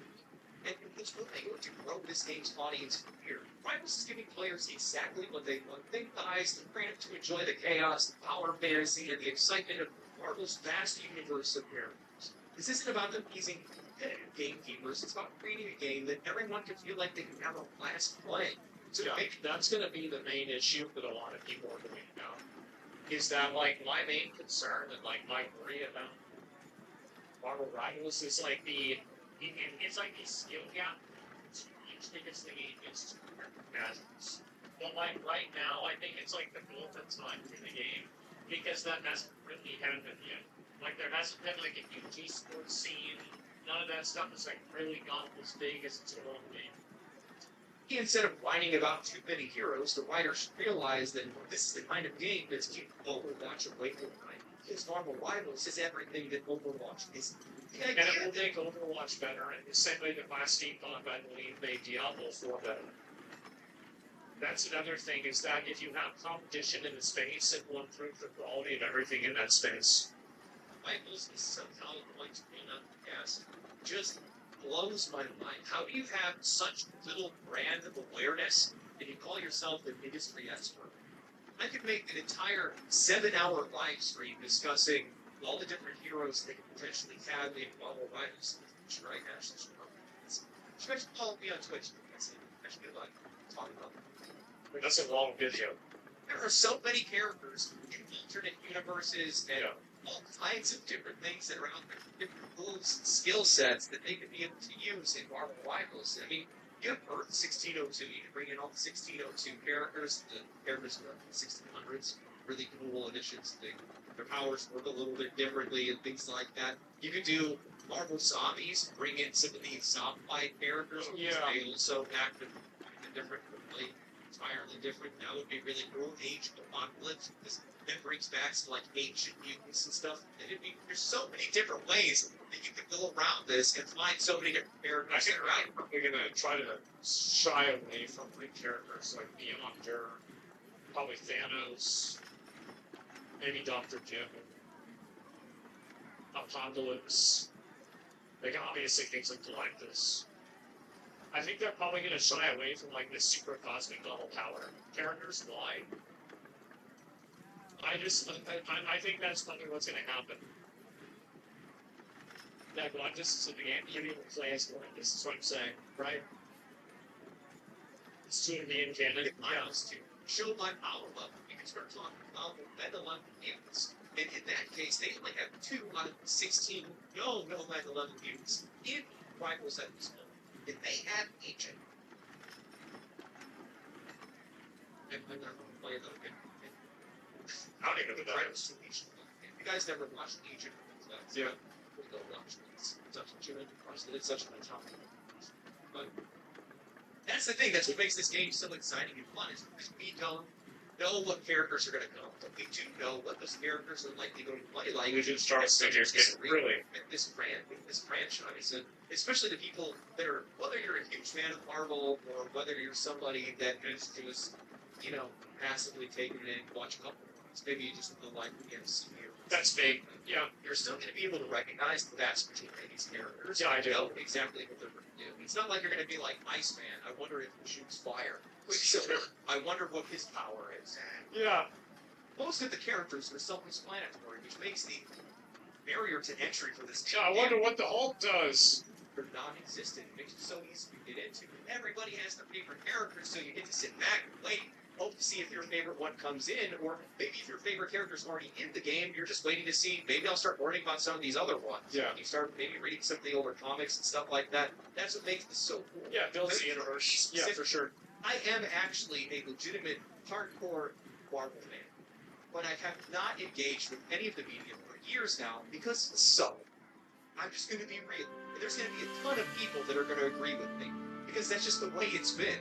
Yeah. Like, old X-Men 97 and stuff like that, the old Kid Rights, even the original first set of MCU movies up to Endgame, kind of, I liked Endgame, I think it was still a really good movie, there are just certain things that I wish they could have done. It just sucks, because the IPs were split, so you couldn't have the X-Men in the Infinity War, which doesn't make a lot of sense, because the X-Men played a huge role in the Infinity War in the comics, and you guys probably don't really care about any of that stuff, but there are people that do, and because of that, they haven't been engaging with the brand whatsoever. And this game is one of the first uses of the IP in a long time that effectively use it in a way that makes you want to engage with it and gets you excited about its future. And that's why people are loving this game. So trying to criticize the game for having too many characters, you're out of your mind. That's like saying that... I think that too many characters does create a barrier to entry, but I don't think that we've hit that threshold yet, especially when you compare it to MOBAs that have over 150 characters. Like, you're just not there yet. It's a good point, but it's just not... No. That's like saying that people wouldn't have liked Marvel vs. Capcom. Did that have too many characters for you? If there is one thing that I've learned, and this is probably the one thing that makes me really hopeful about this game's future, really optimistic about this game's future, is that a lot of these Eastern studios, the minute that they strike gold, they throw all of their weight behind it. Yeah, I wonder why. Try to, scam the players and try to drag them along. They just throw everything they can at them the minute that they get their hands on it, and it's why players keep playing their games. Look at Black Myth Wukong. The game comes out, it gets incredibly successful. They start patching it, fixing some issues in the game, but then they start adding in a boss rush mode. Did you pay for that? No. They added another character for you to be able to play as in a certain area or something like that. Elden Ring did the same thing with the Colosseum. I haven't gotten around to do that. It's like Tiger AI or something like that. But they didn't have to do that. They just do it because they appreciate the fans. They want to show those fans that they appreciate them supporting them. And that's how these games continue to be successful. I think Stellar Blade's another really good example of that as well, right? That, a lot of collabs and skins. Yeah, I don't even think Stellar Blade was I don't think it's a 10 out of 10 game. I think it was a very good, solid game. But the fact is that it was just a good, solid game. And I think that's what a lot of people want. That's what matters. Yeah, people threw it in the game, I would say it's about the same as Space Marine 2. Appreciate. Somewhere around It's like how I appreciate Sue Storm as Malice. Yeah, great character. I'm not really somebody that likes to buy microtransactions, but when it comes to this game, they are doing a damn good job at putting me... I have not bought a single one. Putting me in harm's way, or at least my wallets for that course. Speaking of harm's way, few of you guys know this, but I do live in the Los Angeles area, so I might end up being a back or on fire. Let's hope neither. That's bad. Despite depending on how things go, Could be a who little knows? This awkward. is really one of the only ways we can say anything. Like, Yep. if something happens for whatever reason, I'll be uploading in a while. Let's just hope that it doesn't. That I really just don't have to deal with that. I'm lazy, man. I don't want to leave. Like if it's a fire, like maybe like 2 houses down, I'll think about leaving.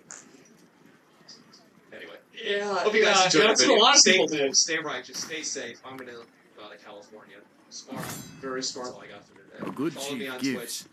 He does not Catch me take. live. Follow the Twitter. I link, all that love stuff. See you watching a guys later. spider prey on its victims. I think Marvel Rivals is going to run into an issue where the game does become Marvel really Rivals- complex, and there are a lot of things going on, and it's harder for newer players to get into the game. But we're not on that part at all, and it's going to take a long time. There's the video. Make sure to give it a like. This is a good video, and I feel like it is definitely a threat to Overwatch. Because also, like, every game, even a game like Overwatch, needs new players. And what new player is going to choose to play play Overwatch over this new game that everybody's talking about? Like, if you're an esports person, if you're enthusiastic about investing a lot of time into being good at the game, would you want to invest that time into a game that has, like, 600,000 players or, 600 players? I mean, Overwatch doesn't have 600 players, but, like, my point is that, like, it's got way less.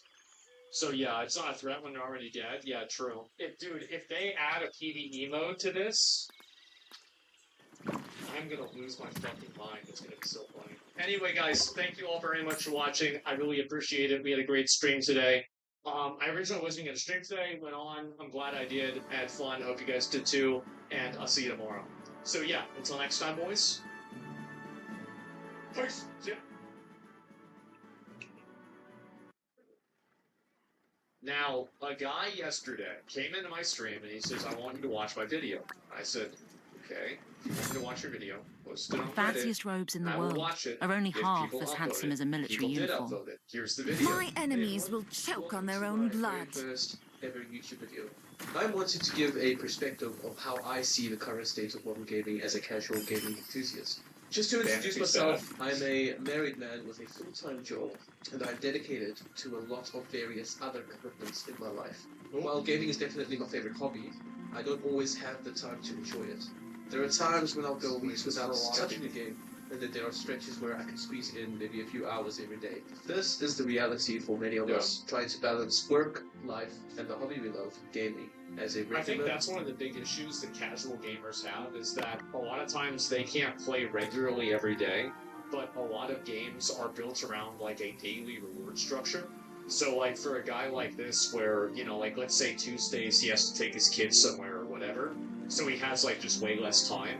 Like, now he's basically systematically getting farther behind every single week because of the way that the daily rewards for the game are. It's called having a life. But what I'm saying is that, like, so the way that the rewards in certain games are structured is that they're structured in a way to, like, front load the reward for logging on every day, right? There's, like, login rewards, a daily, like, little battle pass bar that you fill up, something like that.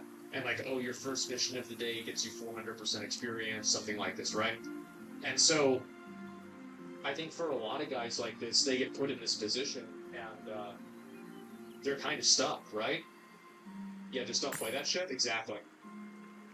everyday guy. A lot of games are structured for people with no life. Well, it's more that not only are they structured with people structured for people with no life, they're structured for people that have a consistent schedule. Because the games are designed around playing them regularly, but life isn't designed around playing video games regularly. So you have these massive problems. I think he brings up a good point. Not one of those hardcore streamers or YouTubers who could dedicate countless hours year-round to gaming. Yeah. But I do enjoy watching other content creators who live and breathe this stuff. I glued to a chair! That's not quite my reality though, and I know I'm What not to alone. say shit. So in this video, I want to represent the casual gamers out there. People like me who balance a love for gaming with everything else going on in their lives. I hope to give a balanced view on controversial perspectives and also hope I could shed some light on what I think are very important topics that can impact the future of gaming. Alright, first things first, and this is the breaking point that finally pushed me to make this video. Yeah. I want to dive into the current state of AAA gaming. If you do a quick Google search, you'll find that AAA games are defined as high-budget, high-profile titles typically produced and distributed by major, well-known publishers. But I feel like it's kind of like this weird, like, bell curve now that I feel, where it's like, so this is like the quality, and this is the studio, where it's like indie, this is like indie, like super indie, this is like indie, this is A, double A, there's a lot of A's here. But like, I unironically think that the quality for games is like this. Am I crazy? It's almost like these like mid-level studios, I feel like, are able to produce a better game at a much higher ratio. Me, as someone of a Yeah, it's like a standard deviation, exactly. Some truly incredible games from these big developers. AAA used to mean something more. It stood for trust, Used to mean originality, something. and True. most importantly, innovation. I think back to 2007 when I went on a Christmas holiday with my family in Halo? South Africa. I very Halo quickly 3? discovered Assassin's Creed and Okay. Call of Duty Modern Warfare at a local games shop. I was completely hooked. It probably wasn't the best for me as I was 9 years old at the time, but There you I go. fell in love with these games. While most kids would want to spend their summer vacation outside having fun, all I wanted to do was stay inside and play this amazing titles. Yeah, I on can my dad's relate. MacBook, which he had installed Windows on just so I could play.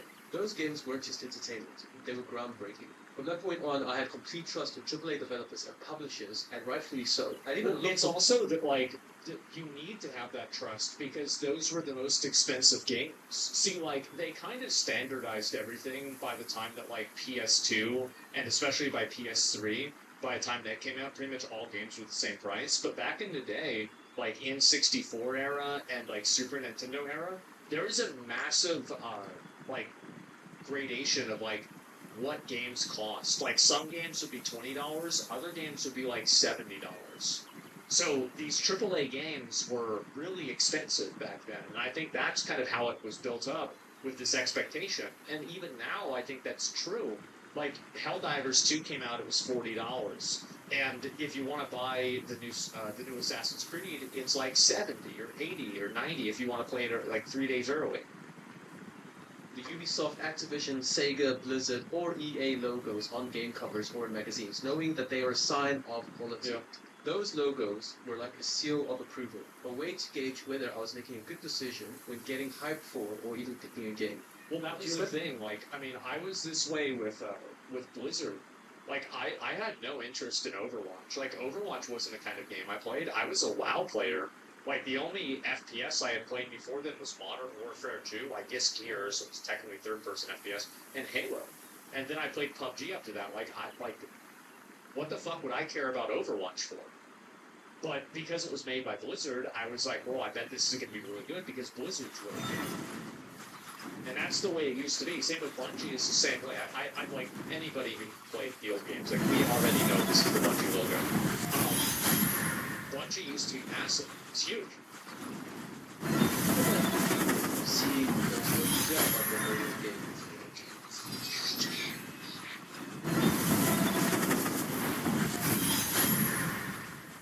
Especially when it was blue. That rush of excitement, knowing you're about to dive into one of the best gaming experiences of your life. I felt that way the last time I felt that way was with Elden Ring. With Black Myth Wukong, like, it was like such a wild card, right? You know, Chinese developer, pretty much unproven record with AAA games. What are you really expecting to get out of this? But with Elden Ring, like, well, I sat down and like, you know, it was great. But unfortunately, over the years, something has been happening. It's been a slow, gradual change, like watching someone age or noticing the self slowly. It's happening right in front of us. We don't put it across which things have changed until one day, or even at over the years, the trust, originality, and innovation that once defined weaknesses of games now is that games are such a big budget that they need to appeal to a broad enough target audience. A target audience that at least simulation and like projection, like a financial projection. So, like, logically, if you can make 200% of your money back, you can invest in this amount of money possible. And if you want to invest in this amount of money possible, you want to make this money, you have to appeal to most people. So, what happens is that games become more and more complex, because one thing that I can really notice with old games is that many old games play like Space Marine 2, where it has a pretty narrow breadth. It's not like you can go and do everything. There isn't some big open world. There's a lobby, and you can do that thing, and that's it. And I think that Monster Hunter is kind of the same way, in a different fashion. But I feel like most games are trying to become like your everything game. And they're doing that, I think, because they can't justify the budget that they're investing into this game unless the target audience can be projected to be epic. So if you look back and you go back and play a lot of little games, like I did this in Dragon's Dogma, the game really isn't that complex. There's not a lot to it, but what there is the logos from developers like these two environment. Now, first, give me skepticism, even a strong surge to enjoy the games. What I find surprising is how patient and forgiving games have been towards the companies so well. A great example of this has been the Battlefield franchise, particularly with the 2005, maybe 2018. This is the first game in the franchise that's but fundamentally received a lot of mixed and negative. Yeah, one of them dislikes this term. It's been a banger back then. Yeah, for sure. Despite being part of a well-loved and long-standing series of games. You know, I never really talked about the Battlefield IP here, but to similar categories with other major AAA companies in their workshop franchises. Battlefield 5, Diablo, I feel like Diablo has... I've been really surprised to see so few people excited about the expansion for Diablo. Like, it almost feels like it's not coming out. Am I the only person that's noticed that? Faced Vanquish during its portrait. Verily due to received historical inaccuracies, the Inquisition Hall field soldiers in a Wilmington game led some events to criticize the game as having a mistake squad based on the political correctness. DICE, the developer, was big the problem is that you can't really have a standing where you can't have a historical game where it's like World War II, and you have like women with like claw hand beating up men fighting on front lines. Anybody is going to watch that and they're going to think to themselves, the reason why this is happening is because of political correctness. Every normal person knows that's not what's happening. They know that it's completely unrealistic and it's morning. And so when you look at what you're Morning, happy Father's Day. you know that you're not going to get an authentic experience. That's why I'm following you. Nobody asked for that. It's ridiculous. Alright. It's a game, it's fantasy. Well, if it was fantasy, then why are they making things that aren't realistic? Right? Like, what are you talking about? Like, it's fantasy. Well, then why can't it just be all guns? Yeah, this is fiction. Also, like, this is... that's... Actually, yeah, what am I even saying that for? It's not fiction. Like, they're making this... They're basing this off of, like, something that happened in the past. It's based on World War II. And also, like, it's just such an obvious... It's such an obvious, just like, okay, yeah, we're gonna put a movie here for no reason. Anytime I see something like this, I automatically assume the game's because to these people, it matters more that the game represents some sort of ideology, rather than the game is actually good or has any sort of, like, review. At a very, very face Mon level, destin est déterminé. these Le people mot are ramène more nos guerriers concerned sur le chemin de la the conquête. aesthetics of the game and making this game look like it conforms to modern standards than making this game faithful to what it's trying to represent. It's pioneering. Yeah, exactly. It's version. It is. It's massively a version. Creative choices, which only gets Ich halte durch. Für mein Sohn wird unsere ruhmreiche Linie weiterführen. If you don't like it, don't bother it. Does this remind you? This is a low pause, they portion of the fan base, it's not lying, it's Battlefield 5. Yeah, people listen, that's bad. Including myself. The game's quality is completely unbalanced. There will be a trailer of this chaotic and almost cartoonish tone for these fans. One of these games is a serious, historically viewed execution. This lack of clear direction and many of us not sure what to expect from Battlefield 5. Upon release, Battlefield 5 opted into things missing key features such as enhanced Ice Storm Battle Royale mode and ties into a sense context. Which that's the big problem. They didn't have that. It's like this came out, like he said, 2018. In 2018, everything was about battle royales. They should have released the VR. Like this is again, it's a studio that helped it did. Did it have it on release? They patched it later on. Yes. How much of a speech is like right March was absence of making the game for quite bad roads but there's three entries like Outlook 1 and Outlook 2. But finally got these features, they're apparently going to work the way. Douglas is buttons. And we've seen the many chorus entry stories for those. So I think it's DICE that Battlefield 5. It's a decent enough game to play now. Yeah, I've heard that this game has been improved, but the thing is that if people make up their mind that the game is bad, most people are not going to want to admit that they were wrong and come back and play the game.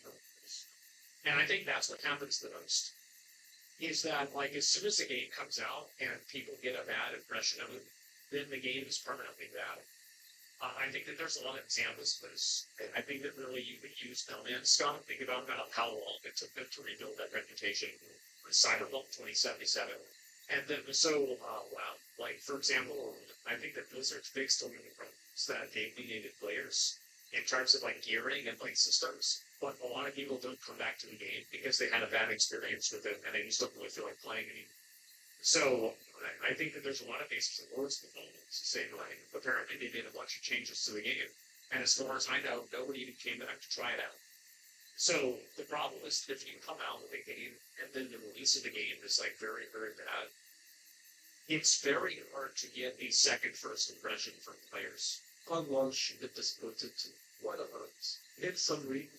And the line of what's happening about the 5 launch was played by controversy, justification, missing details, and technical problems into a mixed perception and disappointing sounds. Now, this can surprise.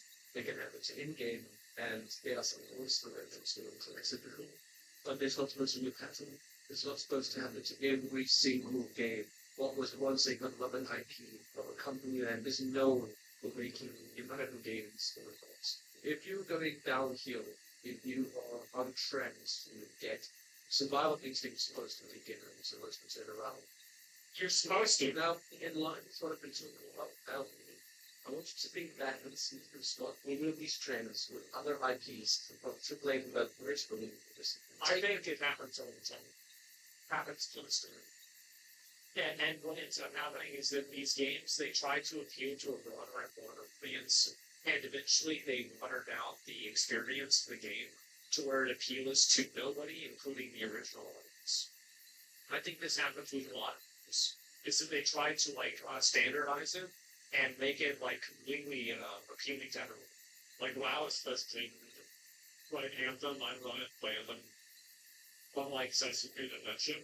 Yeah, and I think also the other issue is that a lot of people rate the quality of the game based off of how long they spent playing the game, which I think is a really bad metric.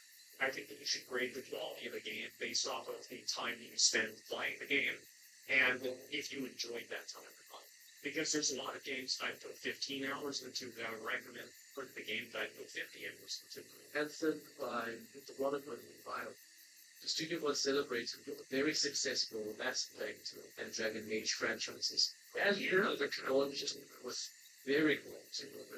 The lack of in-game content is a pretty terrible technical issues that could digital players play. If I remember correctly, players didn't even the R2, which is not how bad the game came to one game to the old treatment or the game of treatment. Mass Effect Andromeda is another part of the list. Played by terrible animations, nobody character inside, a lackluster story that severely damaged the franchise's reputation. Then this Assassin's Creed Unity was infamous for its buggy and maybe unplayable. Oh, that's what Halo. I don't really want to dive deep into this. But it's added to me how through industries and this through ego and money used to make sure it's like to use. For me, one of the sad one, I don't think it's any of those things, ego or any personal. I think anything it's ego. That's not true. But I think it's this. They don't know how to appeal. Like, the fact that Halo Infinite didn't launch with an official Battle Royale mode is unforgivable. It isn't. In my opinion, completely unforgivable. Like, VR is one of the most popular modes of playing games nowadays. That should have been one of your top priorities. I'm sorry, I know that a lot of Halo fans are like, oh, we don't like Battle Royales. The proof is look at the amount of people who are playing the games. Look at the popularity of these games. Battle Royales are huge, and you didn't even think to make one of these. It's insane. Think about that. It's crazy. I hate VR. It doesn't like, I hate VR. I don't like VR. I don't care if you like VR or not. The truth is, it's an extremely popular fucking game, especially when Halo Infinite came out, and it should have released it, and it would have kept more people talking and playing the game. Like, all you have to do is look at Modern Warfare and see what happened. They released Warzone. Warzone spiked the player base on Modern Warfare by like 1,000x. Like, the amount of people playing it, talking about it, it completely blew Zondo. Like Warzone, in my opinion, Warzone, like, revitalized the entire COD franchise. They should have done this with me. And it is unforgivable what they did.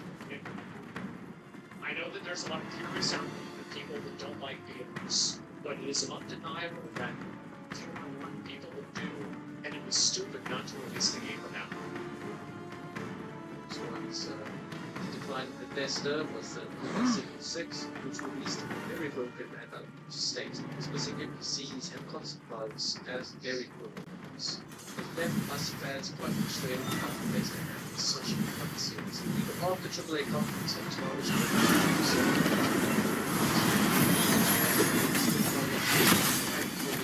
announcements, well, it's many of us did on some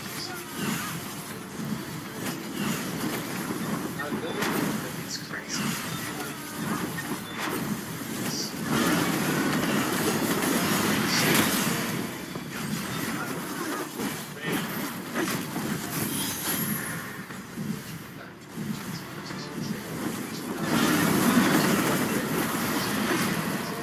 This is with DICE and EA sites. They have to talk. Despite the rumors of this experience, to me, Battlefield 5, Battlefield 2022, myself, and still emotions and trust, believing that it took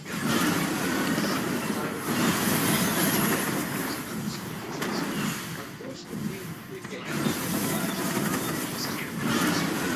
it's really just like capitalism that ones that create this entire negative perception. Together, you have like I think you've got Marion and now I can say there. I think Nintendo, a lot of like mainline Nintendo titles are effectively digital games, and those are what they go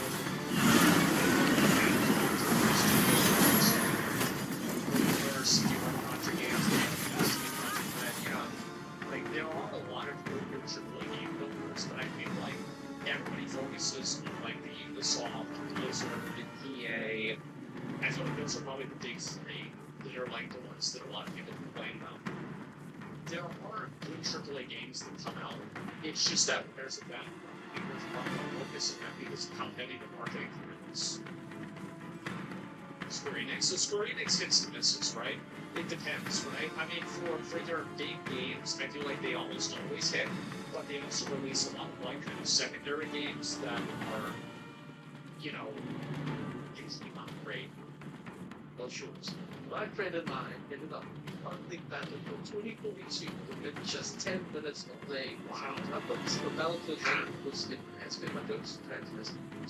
I love this. I was a OG Battlefield 2, but I was a OG Battlefield Battlefield 2 gamers, but I thoroughly enjoyed the Battlefield 2 experience. That number 1 and 2 grabs gems, it's just destruction mechanic that truly set Battlefield 1 other endless games. I remember going up to that guy in Battlefield 3, which I played on 27 to 38 FPS. I think I clocked over 900 hours. Damn.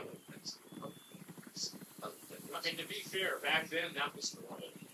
I'm sure many of you, all of the creators experienced in other development franchises, maybe you were a die-hard Halo fan, or you couldn't wait to see what Ubisoft would deliver of the experience of Assassin's Creed Black Flag, only to find disappointment year after the state's public majority. I feel like that's the way I felt with a lot of studios. And like now, I try not to get like really invested or like emotional about whether a game is going to be good or bad.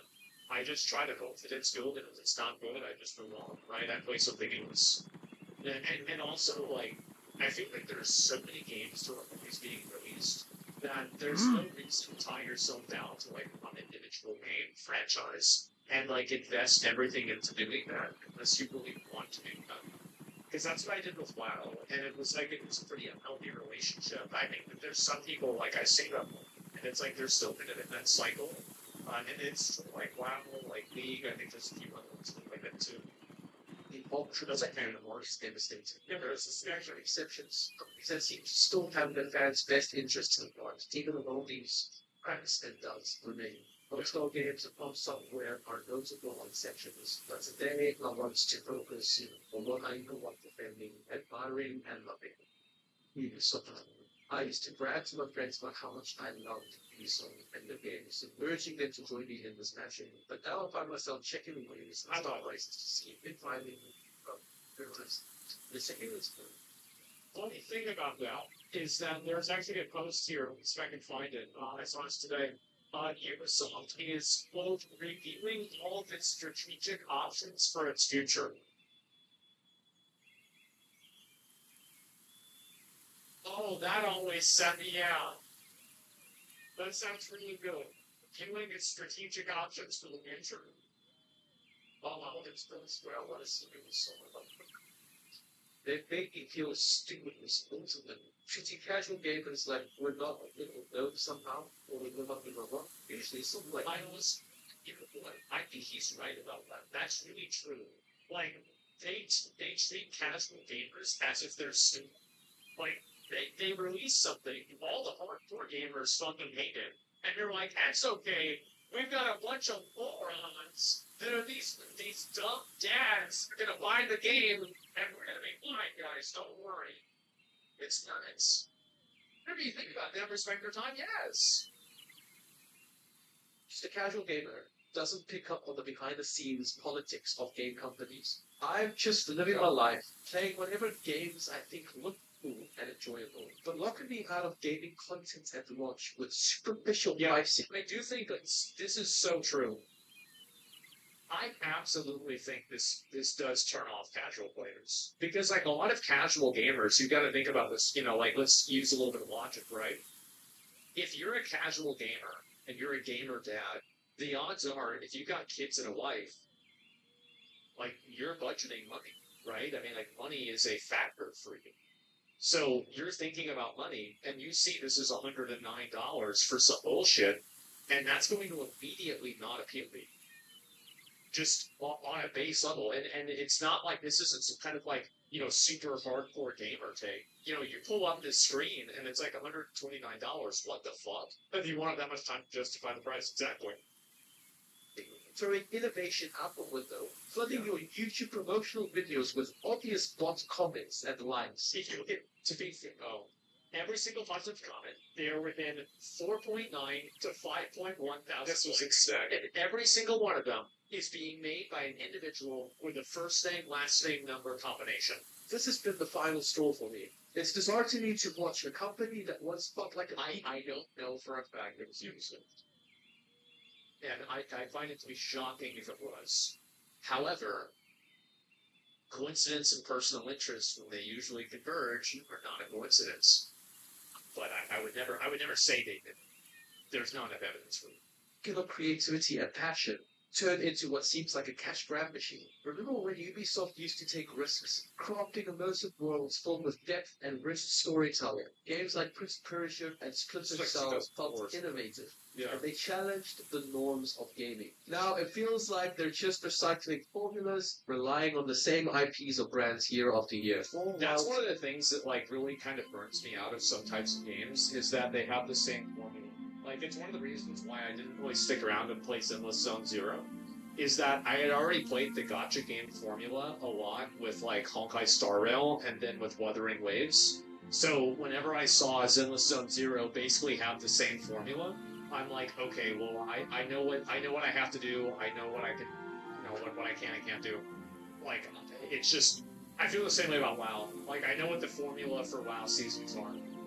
And it's like, I think the difference is that I wish there were more games that allowed you to play at your own pace. Because I think this is a big issue, and I think this is also a big problem with casual players too, is that casual players, they think that, like, these games think that they're helping by giving casual players these daily and weekly rewards if they don't have time to play.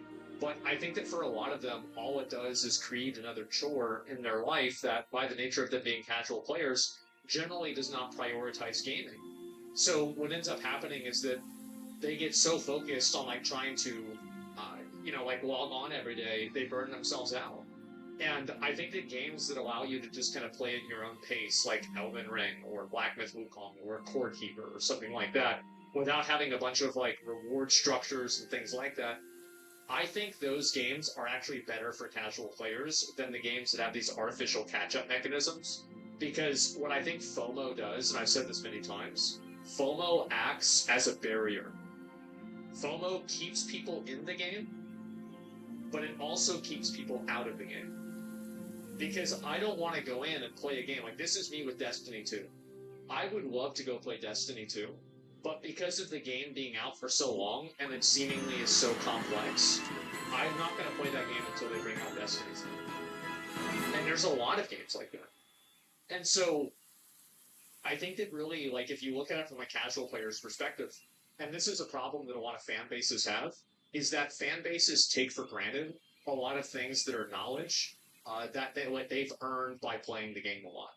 But the truth is that, like, most people like me, for example, like, playing Final Fantasy XIV is the best example of this. How many of you guys, the hardest thing I ever did in Final Fantasy XIV was buy the game? That, to me, was harder than any boss.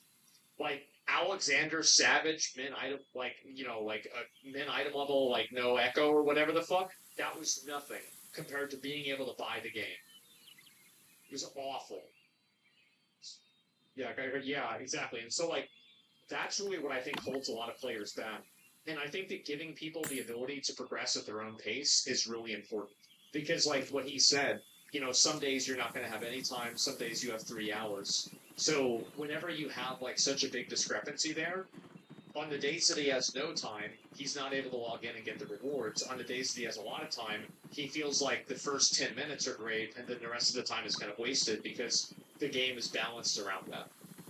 It's just so many, like, I just wish games would get out of this, like, Skinner box, like, continuous, like, you have to log on every day thing. It's very exhausting. Try to squeeze more and more money out of their fans. And it's not just the content that's lacking, it's the connection. I remember the excitement of discovering new worlds and characters that felt alive and engaging. But now it seems like the focus is solely on monetization strategies. Season passes, microtransactions, and limited time events that prioritize profit over player experience. Well, this is a big issue too. Like, absolutely. And also the big problem is that when you have a game that has microtransactions in it, they fundamentally change the DNA of the game. Because at the point where you have reward structures that are built in the game, and then you have microtransactions that are designed to bypass or multiply those reward structures, what ends up happening is that the game is now based around you spending that money. And that's the way it is with a lot of games. Like, imagine how much more fun the gacha games would be if you had $100 to spend every single day. Like, just theoretically. And it was just credited onto your account. That would be way more fun, right? And you'd be able to, like, actually do progress and, like, actually play the game out. But it's not designed that way. And I think that a perfect example of this is Grand Blue Fantasy Relink. Grand Blue Fantasy Relink functions in a lot of ways like a gacha game. Except for you can just progress on your own and do everything by yourself, and there's no money involved. And you can see the difference there. And I want to say that a lot of these games, they're bad because of the monetization. The monetization makes them bad.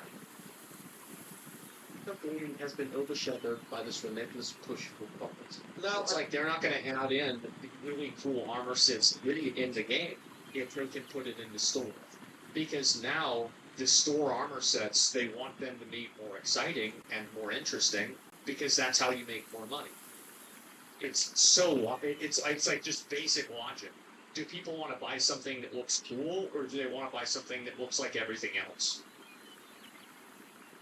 The profit. Now, I know this is being said all over YouTube. I've come across videos of this before, but I am coming to you as a casual gamer. A lot of us are only discovering this in the last few months. Some of us maybe in the last few years. Some of us even today on this video. And I think also this shift towards live service is also really demanding, and it's draining on casual players like him. Because, like, each live service game demands a certain amount of attention. And whenever you have to put that attention into the game, it can become very draining. Like, how many of you guys have played a live service game that's felt like a job? Dubbing these things. The thing that I find crazy is, with the grace that we show these companies, we still tend to trust their trailers and their adverts. You guys have promised every gamer boycott is only 1 3-minute cinematic away from being over. Yeah, so much. That's to right. Gameplay trailers, the cinematic trailers, all of that has just not been there. I think the first case of this, where I truly experienced it, was the first trailer that came out for The Division. I remember looking at this, thinking this is truly a next-gen experience. Yeah, people were really excited about this. This is going to be great. And then actually watching gameplay footage after it. And what I find strange is everybody crazy how it could just get we're so worse. used to this as gamers. We have normalized this. We expect it. We watch a gameplay trailer and we're like, okay, I know it's going to be worse on launch, but it is what it is. We just accept it. After all of this, for quite a while, I believe that Ubisoft had the potential to return to its roots, to listen to us fans and reignite that spark of creativity. But the thing that drove this thought king. was, don't they want to make money? Are they not tired of losing money? But apparently their idea of making money is very different. Everyone is trying to be the new Fortnite, with their battle passes, with their DLCs, with their paid for content, and add-ons, especially... Like, you think about a battle pass, like, look at this armor set, for example. This armor set is fucking awesome. This looks really, really cool. And in an fanciest old robes video in the game, world this are would only have been half obtained as from handsome as a beating the military game uniform. on the hardest difficulty. But it seems like you just buy it with money now. That's it. As the daughter of a king, I will not give way to such I used painful to believe this. consequences. I definitely don't believe this anymore. I don't believe that there's actually a way for Ubisoft to come back. A wise, bold man once said, I believe you cannot reason a person out of a position that they did not reason themselves into. in this case, the person is a large AAA company. Greed, ego, and toxic positivity that permeates their messaging doesn't stem from reason. They come from a disconnection with the very players who once supported them. It's frustrating to see how these companies prioritize profits over passion. The decisions being made seem driven by a border mentality rather than a genuine love for gaming. When the focus shifts to... I think it's much more broad. It's that as the company grows in scope and scale, it involves people that are not endemically involved with its with the industry. And so you have somebody who's like a CFO that's coming from like Kellogg's, and now he's working at Ubisoft. Well, he doesn't understand all the nuances of video games in a lot of cases. So you have massive disconnects, and you have people that get brought in out of industry that don't understand, like, really kind of like what the secret sauce is for making a game. Like, they don't understand it with the same type of nuance that somebody who, you know, built something like this from the ground up would understand it. And I think that as studios get bigger, that becomes more and more true. And I think that recently there was like some CEO of like Sears or something like that comes and he's like, now he's, you know, a decision maker at a video game company. Like, maybe that's going to work out, maybe it's not. But if you had to ask me, like, do I think it will or not? I'd say it won't. Time to gatekeep more? Well, no, it's not gatekeeping, really. It's about it's about the studios and the companies trying to bring in outside talent that don't have an understanding of the actual, like, creation process. They only understand it. They understand it as a theoretical, where they look at like numbers or a flowchart, but they don't really like understand it fundamentally. Maximizing shareholder value instead of crafting meaningful experiences, the heart of what makes gaming special gets lost. But despite these frustrations, the AAA landscape, I'm actually quite grateful for indie developers and smaller game studios. This year, in my opinion, has been one of the best years for gaming that I've experienced in a long time.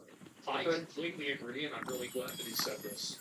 I think that if you're the kind of person that only plays AAA games, like basically, if you get all of your games off of cable news television commercials, you probably hate video games more than anybody else. If you are a more invested gamer and you pay attention to smaller indie titles, you're playing things that, you know, friends recommend you, etc., I think you're going to have a great experience, and I think gaming is better now than it ever has been. And I think the reason why isn't because there's like so many like super amazing like Elden Ring quality games. It's more that you have so many options, and there are all these little studios that are creating experiences. Like Dredge was very popular. I never got a chance to play it. I watched a little bit of gameplay, but this was like one of the top indie games. I work at John Deere. They brought in a marketing director who sold welding glasses, supplies and water chain, and the dude spent 3 or 4 years here and still could not sell a tractor accessories to anyone. He couldn't name one fucking thing about most of the elements you guess stuff. Exactly. And that's what happens. It's, as a studio gets big, they try to like hire people to like operate it on like a theoretical level. And then they lose sight of what the actual like creation process is. I think that's what happens. Some idiots. I actually caught myself with multiple games from my Steam. Here's another example of that in space. Remember FaZe did that run. Then FaZe Banks bought out the company again. And then he went back and he took it back to doing what it does best, which is creating content for teenage guys. And FaZe is fucking killing. It's because it was taken over by a bunch of corporate suits that have no understanding of what the actual product they were trying to sell was. That I really want to dive into, but I just don't have the time to play them. Titles like Black Myth World, Helldivers 2, Hellworld, The Shroud, Once Human, Space Marine 2. I say that, but I actually finished the game because I enjoyed it so much. I think I mentioned it in 2 days. As always, that's good. You get all these games from here, organizations. They are innovative and original. Some of them are not original, but they take a lot of things and they've expanded a little bit. Yeah, Hades 2 is a great example. I mean, in a lot of ways, I could have liked the gameplay of Hades 1, but I didn't play enough of Hades 2 to really say that with like any sort of certainty. And I think Elden Ring, like a lot of what is in an Elden Ring, isn't really new, but it's just done very, very well. Passion, with focus, zeal, their game. Take Hellworld, for example. Everyone loves Hellworld. People will do. I don't know with myself from last week. Hearing the stories, watching YouTube videos, everyone. It's actually crazy to look at how fucking garbage book. This looks so bad. This looks like it came out of a GameCube.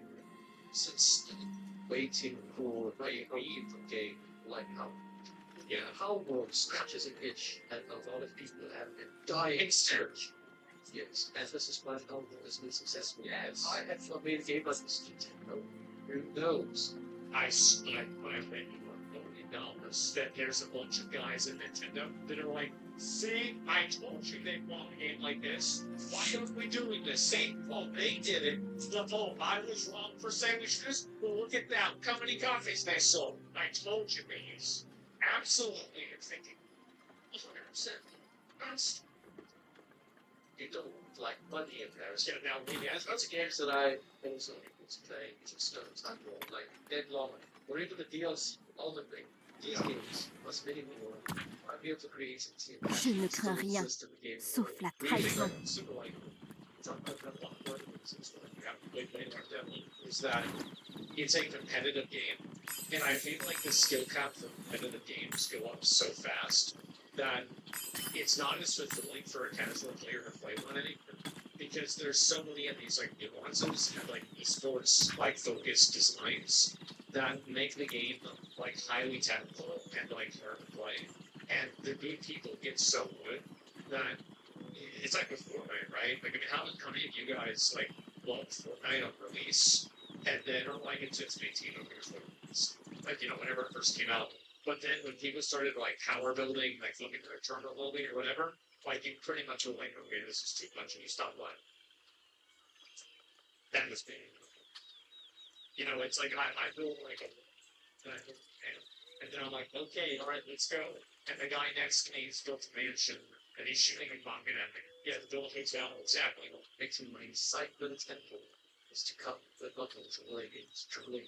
It's basically the life sucks now. In an ideal world, idiots that basically use something, but That is true. It's basically how I play the game. It's going to suck every game.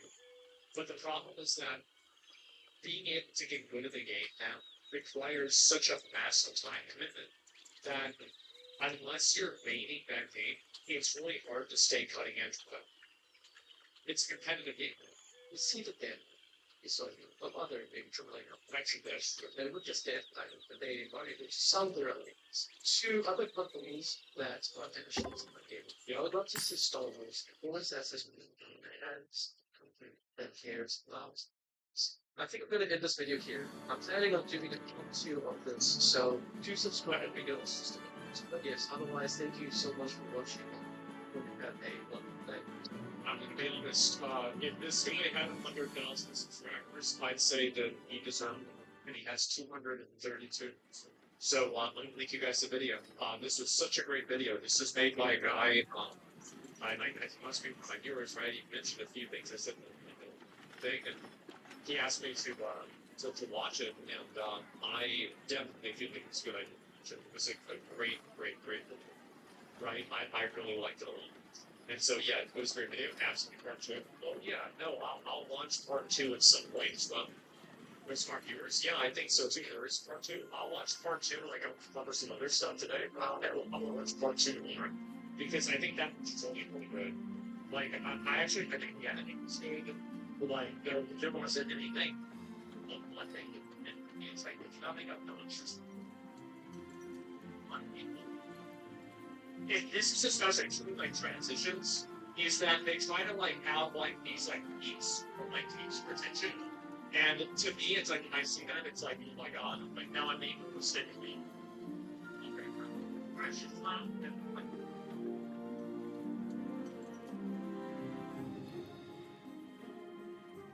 So Nick Shirley made a new video. We're gonna watch the new video. I investigated California's overflow. Here we go. Let's take a look at it. This is very interesting.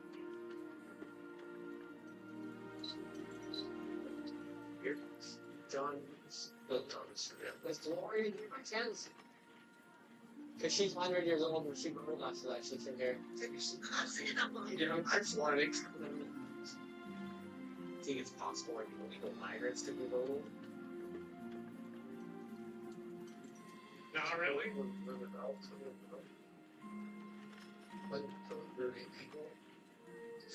So there's 108 people that are registered inside one house. Comes to fraud, most people think about money. However, there's another potential massive fraudster taking place in America.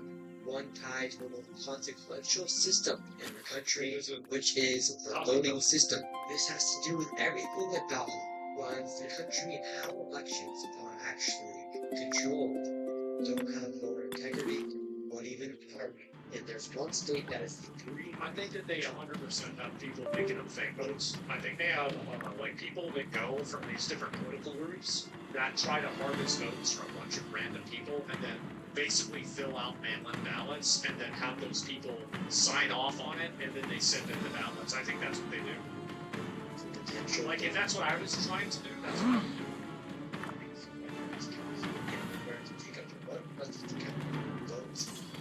Right. And wait, so millions of ballots are cast on ballot. Those rules are extremely vulnerable to errors such as 5 years old registered to vote in certain areas. Now to see how is the vote, I just use this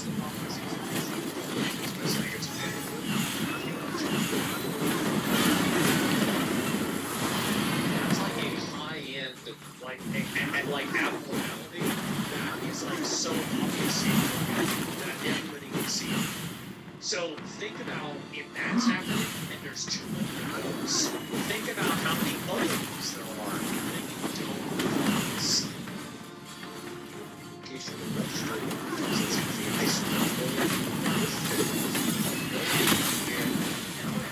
why is the honors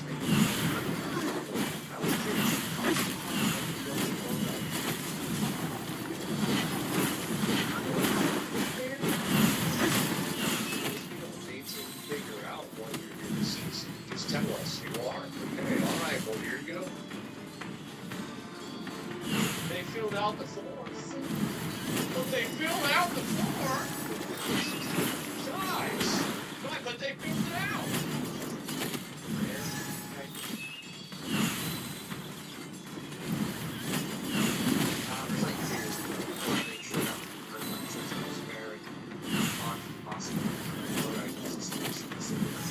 mean, it's hard to really put a receptionist lady like this on the spot. What the fuck does she know, right? But at the same time, like, yeah, it's possible. You think it's possible that illegal migrants could be voting?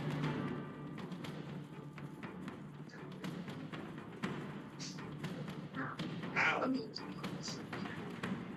Yeah, they don't have their ID. And they can just sign on behalf of Richard Sherman. Making sense. And they can technically vote. And she's like, they would be lying. Voter fraud isn't happening because if the voters and voter fraud, you have to lie.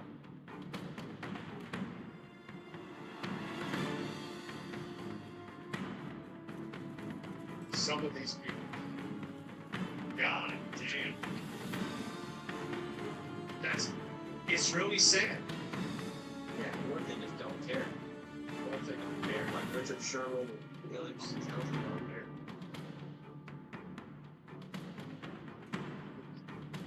Yeah. But so you don't think that people can have vote?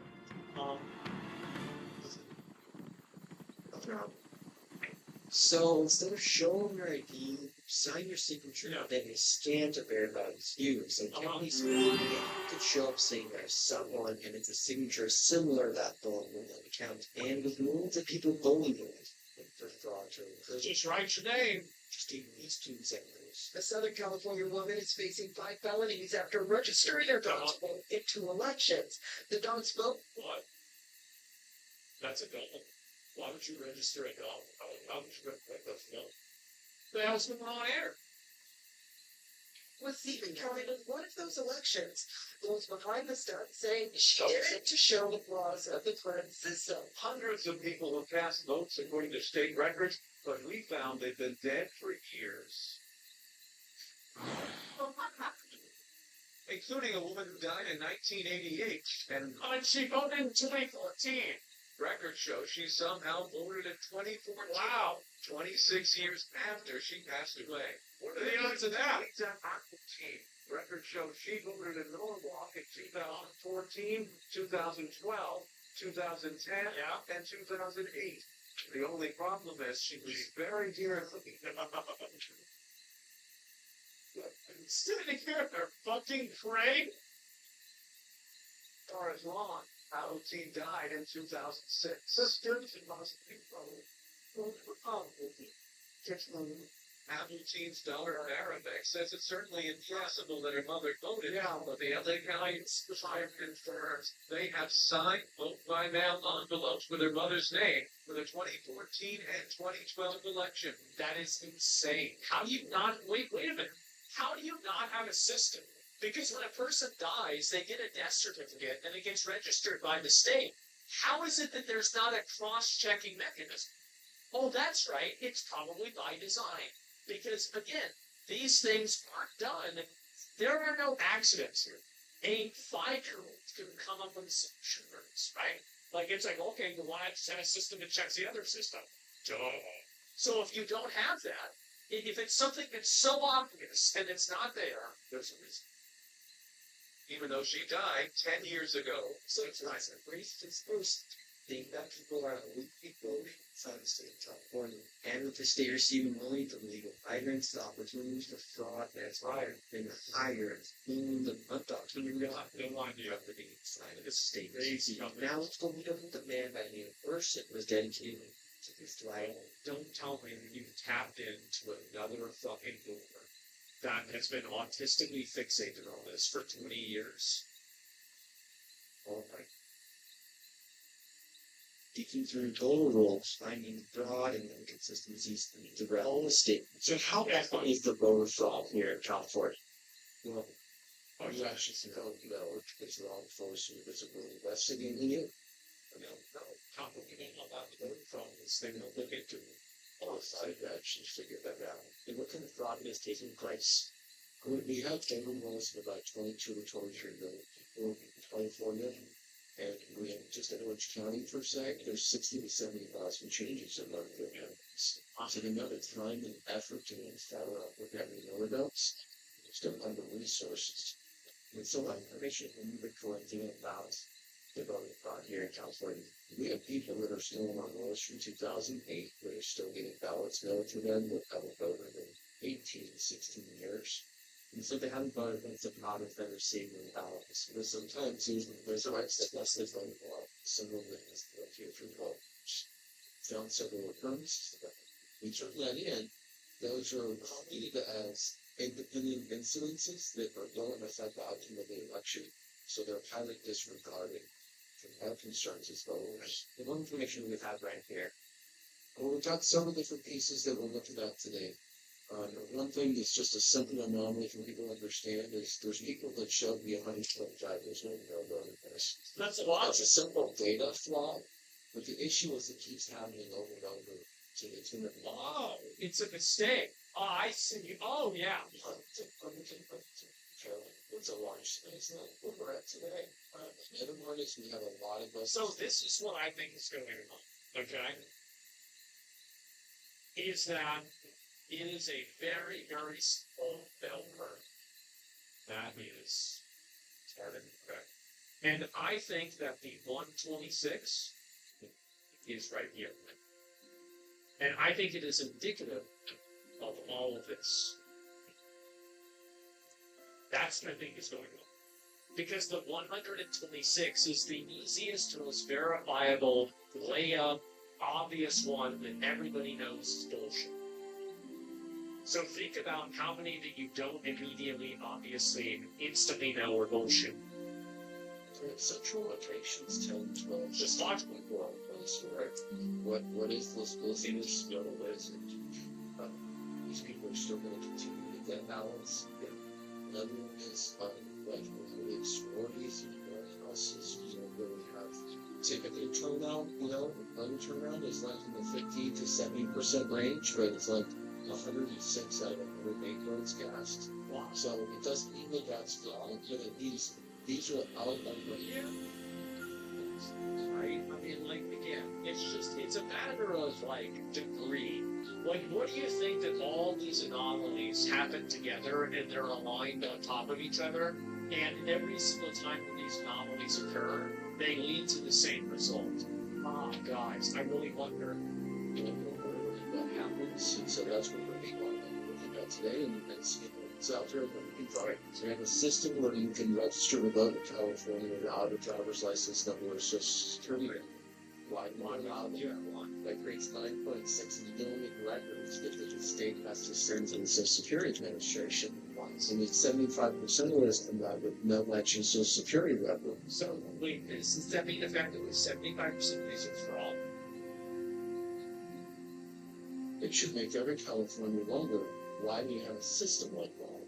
Yeah, a system that's creating more. Okay, the reason why is that they're trying to obfuscate the voting process and make it impossible to unravel in order to basically inject the voting population with extra votes for whatever side they want. That's the reason why. If there's something that's this complex and this oppressive and this unnecessarily complicated, there's a reason for it. And uncertainty. And so what have you done to get this information about the voter ballots in Basic California? Well, we get our information from the Secretary of State, get it from it's a lot of information. It's very complex. And so we get this from the state, you package it up, tell me there are the researchers across the state that go break it down into their own counties. So they have all this information, and now we're going to head out and shit to California and see what's on it. Get their ass. The first place we go. They really look at retirement communities, and this fund's just kind of getting odd. You got 45 people registered at 40 million actually turned out to vote. So, that's it. I mean, there's a lot of old people that vote, but like, what do you think the probability of that is? It's like I think around old people votes because they're votes. Yes. Right. Alright. Get back. Get back. Sorry about that. We're good now. That's just, again, not typical for 55 to 7% turnout. So it's a mental crisis out here, with the rehabilitation center. So we're just going to go there and see them. There's 45 people there, so beds. Check it out. Yeah. So please. So, Isn't it crazy how whenever they go to another place with a camera, there's actually no problems at all? The people would just shake their hands and act normal because the area that they're doing it in is fraudulent. So isn't this also, it's very interesting that this is happening because now it's showing that all those accusations of little boys again trying to see kids. Oh no, I mean,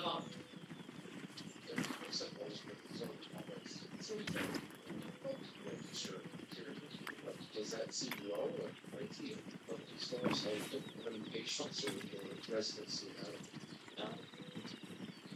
That's probably not So that thing right there said that it's probably not accident. So this could be a huge location where hundreds of boats could be casted for this whole location. She said that's one of those down out there inactive. here's another point that is the people that claim kids on their filings that aren't their kids because they take the kids. So this is the way it works, right? Is so people that are illegal aliens come over to the country and they have kids here, and the kids are citizens, so they get social security numbers. So the illegal alien can't claim them on their taxes. So what happens instead of that is that people that are effectively, trying to save money and scam taxes, they go to these areas where the illegals are. Everybody knows where they are. And so they go there and they ask if they can register the kids in their name and give them a cut of the payoff that they're going to get from the taxes. That's the way it works. Yeah. So it's that simple. I hope he goes after that, so that's a big one. Makes perfect sense. Yeah, of course. 45. So is there a lot more people that could be registered to vote than was expressed? Well, it's a lot of the next location. Yeah, surely. Now, if you're at the University of San Diego, they got lots of voters here. But what's the deal with this location?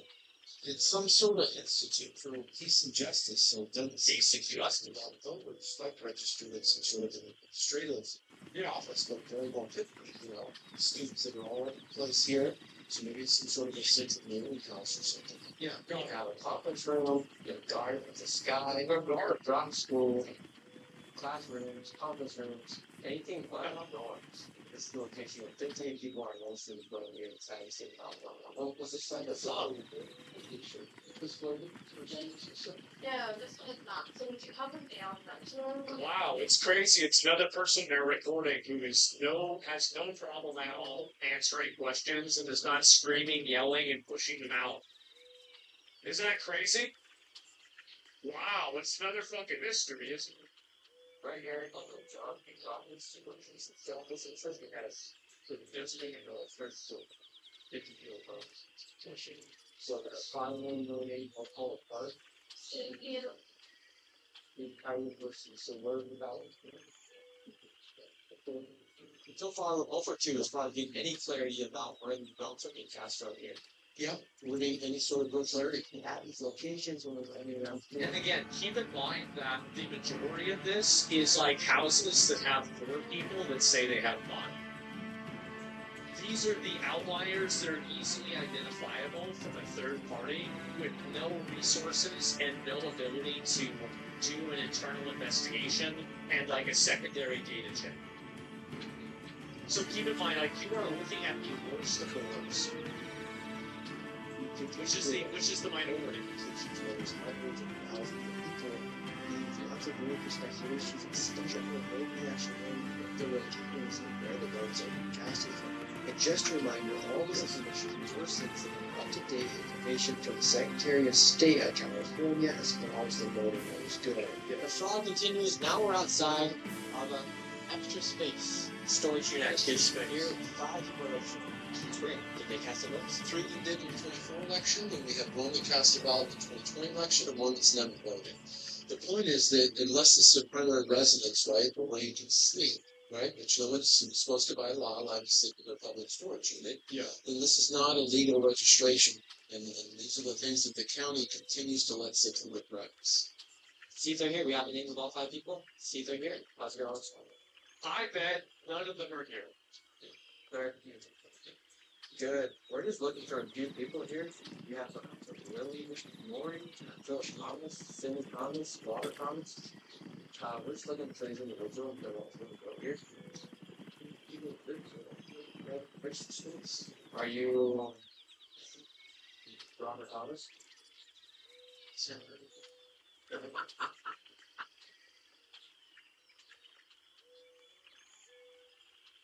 God!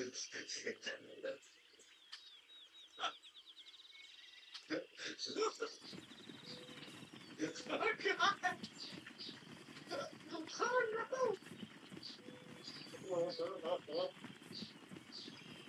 Do you think this is the kind of guy they could link and put 5 people's addresses down? I think it is. So, people with friends just okay, it's like favorite. Yeah, it's probably good. What about Robert, Sid, Philip, and Wonder Thomas? What about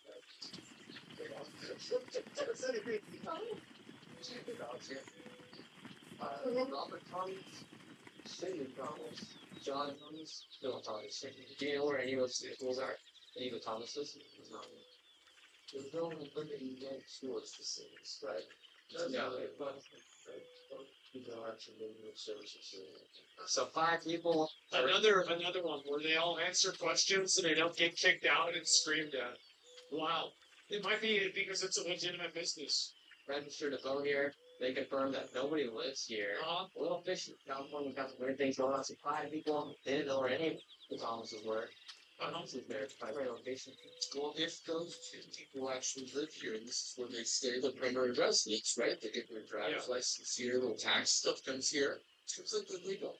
But the other people that live here, look, they didn't know they were several, right? Or someone just getting something in a storage facility. So, but this is a storage facility. There's no apartments here. There are people that live in storage facilities, to be fair, but it seems like that's not what's happening. These are living not inside the storage facilities. No, but if the company is still is actually these primary residents, that would be legal understanding. So if Nick should get a suit and a lanyard, people might be more willing to answer him if he has pride for it. Honestly, dude, that's a really good idea. He should dress up like he's like some sort of official person with like a suit jacket and like a lanyard with like a name tag, and like the name tag could say Nick Shirley, YouTube retard, fucking virgin Mormon, right? And it could say that, but they're not gonna read it. They're gonna say, "Oh wow," I just make an acronym for it, right? And like, yeah, like, "Oh wow," like, hey, yeah, oh my god, this is serious. It's taken seriously. These business names, yeah, getting business cards, right? Yeah, it's a little QR code that just like takes you to a subscription thing to this website. For these 5 people that are registered that cast their vote, why is he not registered? Yeah, I like that. But illegal votes. It's all right there. Sure. One location inside of the storage. This is super important to understand one of those things. Location. In California, to register a vote, you must be your domicile location, which is your primary residency. You can aka the storage. Enter a different address to receive your mail. But to be on a voter registration form into a voter rolls, it must be a domicile address. It has to align. Now we're going to start going to some of these locations where people have put their primary addresses as PO boxes. Locations like the one we're about to go to, where 30 people are registered to vote for this one PS store. With this spot, a lot of those people registered to vote have their See, this is the kind of stuff that I don't think that they can fully investigate the outcomes here. Because realistically, if you have mail-in voting, if somebody doesn't have a house and they just have a PO box for whatever reason, they logistically, and I think that logically should be receiving it the week, right? I mean, I think that they should be. So this is a law that I'm not even sure if I entirely agree with theoretically, but so oh wow, they filled out the paperwork, it's illegal? Yes, it's illegal, but at the same time, I don't view it as unethical or immoral. It is simply just them not doing the process in the correct way. But this is the point where I think that you need to have that back-end checking system and the information. You see what my point is, right? Is that right now they're looking at gray areas. The other two were pretty cut and dry, right? It's pretty obvious these are bad. This one is much more of a gray area.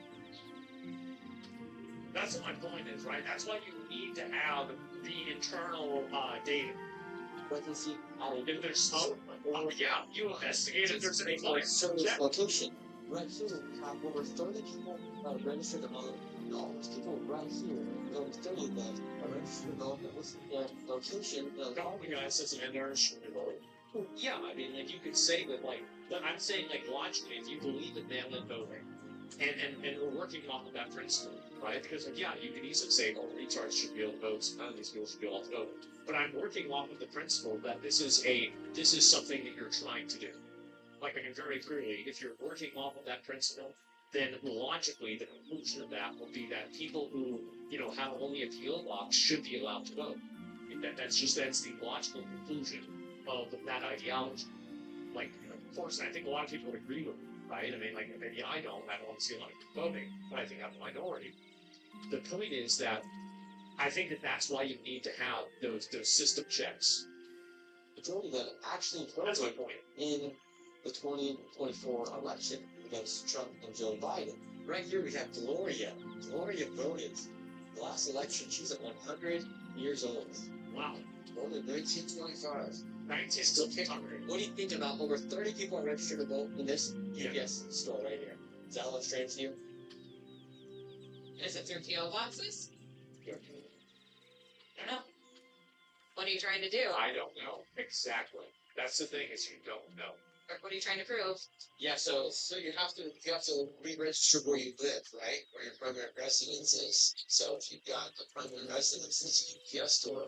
It's a real tiny houses, inside the UPS store for people to live in. So what's your guys' affiliation? My name's Isaac Shirley. Did you live inside a PO box? So do you think it's a little strange that here in California you have lots of people who are listening to vote from these PO boxes? Meanwhile, you're in PO box still? Oh. I don't want to be criminal magazine. This isn't a MAGA storyline, man. This is just the straight up facts. Now we're gonna in. How are you guys doing? Yeah. Could we talk to somebody? This is super important. How to use our elections here, man. Is someone can we talk to? Is Gloria here by chance? She's 100 years old and she voted last election, so okay. She probably went in there. If this is chronological, which I get that, I don't know if it is or not, but if this is chronological, that Karen probably went in there and then afterwards told her to tell them not to let them in. Alright. That's probably what happened. I don't even speak to us. Do you know Gloria? She's 100 years old. She voted last election here. She's supposed to hold one of those PO boxes. Yeah, a little strange, right? Queen by title, but in deeds, I shall become your nightmares incarnate. これも我が宿命である。 My enemies will choke on their own blood. It says about states that don't require communities have voting rights. It's like inconsistent, so people can kind of like get however they want. So I don't trust it. That's one. Should states require people to show voting ID? 100%. Like I think like that. By the way, this is a supermajority issue. Like even the supermajority of Democrats support voter ID. It's the same Karen it is. And here it was. But yeah, I mean, like again, Tool fan based, totally fucking based. And yeah, obviously that's the case. Do you think they should have the age cap on the People should be verified that that's them voting, and that's like them as a person. Like that needs to be like a face-to-face action. If they can't, it needs to be another way of communication. But what makes you think that way? A lot more don't think that way. I don't know. I think it's just a common sense thing. Like it's fucking obvious. Yeah, it's fucking obvious. You can't figure out who's voting. Like that's voting. If you're voting, it's street, so it's not just like anybody. Do you think people would pass you off for Ralph Saucedo if you just said you're Ralph Saucedo? No. Like if I said that to me, they'd be like, really? If I walked up and like I said, oh yeah, I'm 100 years old, I'd be like, what? I can see you can't laugh fake you. This building here in downtown San Diego, there's over 16 people who are registered to vote at this address right here. What is surprised you if inside this building alone, there's 15 people registered to vote, yet all the windows are boarded up. One of the business was duckets, and I never saw anybody going around it. It's like scamception. So not only is it illegal voting, but it's also a scam business. They're stacking.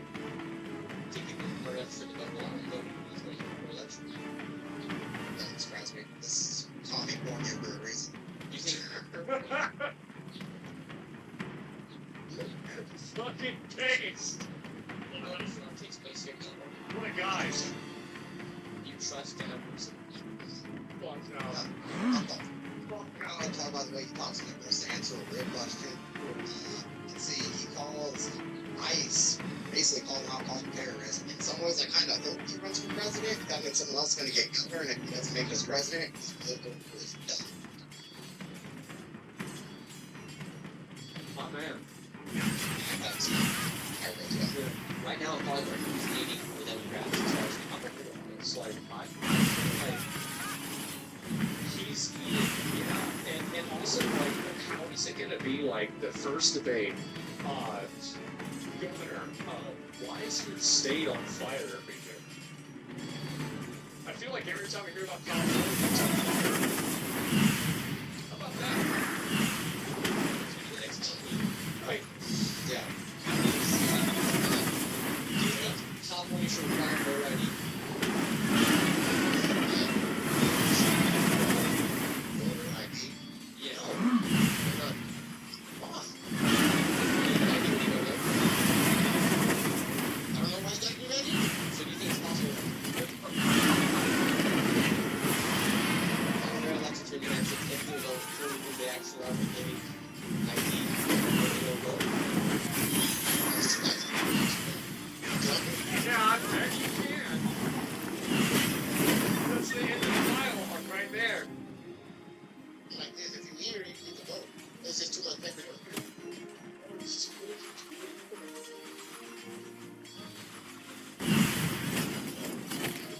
Are you glad you live in a country with this illegal vote? No, thank God. See, I'm telling you guys that you guys have no idea how bad it really is. You got the idiots, man. An absolute battery. Too much paperwork. Yeah, too much bureaucracy, too much stuff. Too much So stuff. when you go vote, you launch something No, for what? to prove that you are you. I mean, I'm in anyway.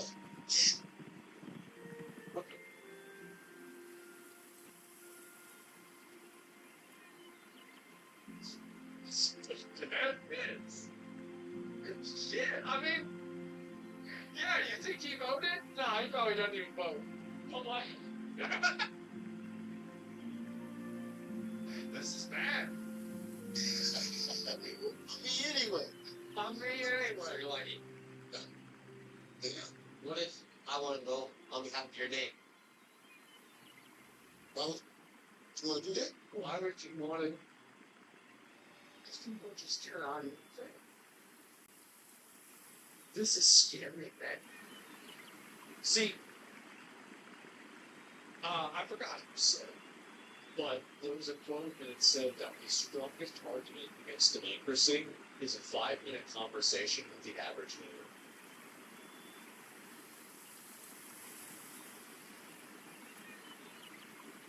Tell me why I don't want to do that, then I have to make a decision.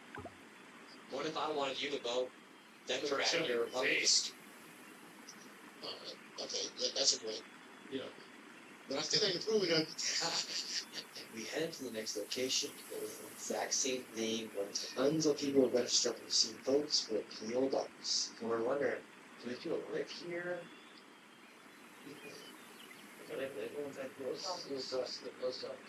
wow, another employee that has no problem answering questions and engaging with them. This isn't like their mailing address, that's like their actual like registration address. You see ballots that have a PO box, 1 million things? You know, so it's not a problem if someone is registered here to receive the ballot, like primary residence. That is a problem. That's not the cases for all for it. I think that what's happening is that a lot of them are just doing the paperwork wrong, which I don't really find. As I said, I don't think this is like a moral or ethical bad thing, but obviously you shouldn't have it happen because it makes it harder to figure out what's going on. But at the same time, I think that, again, like, there's smoke, there could be flight, and you need to look at this. It's a registration list on state law. This we've got a lot of anyways for people to go project. Not harvesting or them just voting on having some reals. And that's the thing that is too soon. If $23 billion goes through seven process, this is one post office in one city, in one county, in an entire state. Right? So it just has an exponential impact with how the little small things that go on.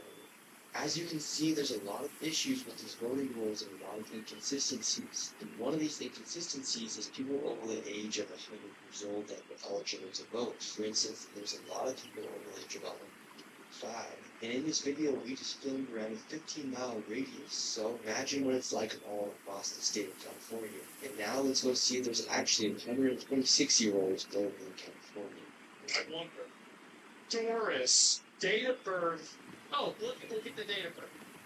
1/1/1990. She just randomly could. That is the laziest. That's what eyesight out is. Exactly. Yeah, that's the default. Like the first option, 1/1/1900. Okay, got it. Done. Move on. Placeholder date. Yeah. Hello, Doris. How are you doing?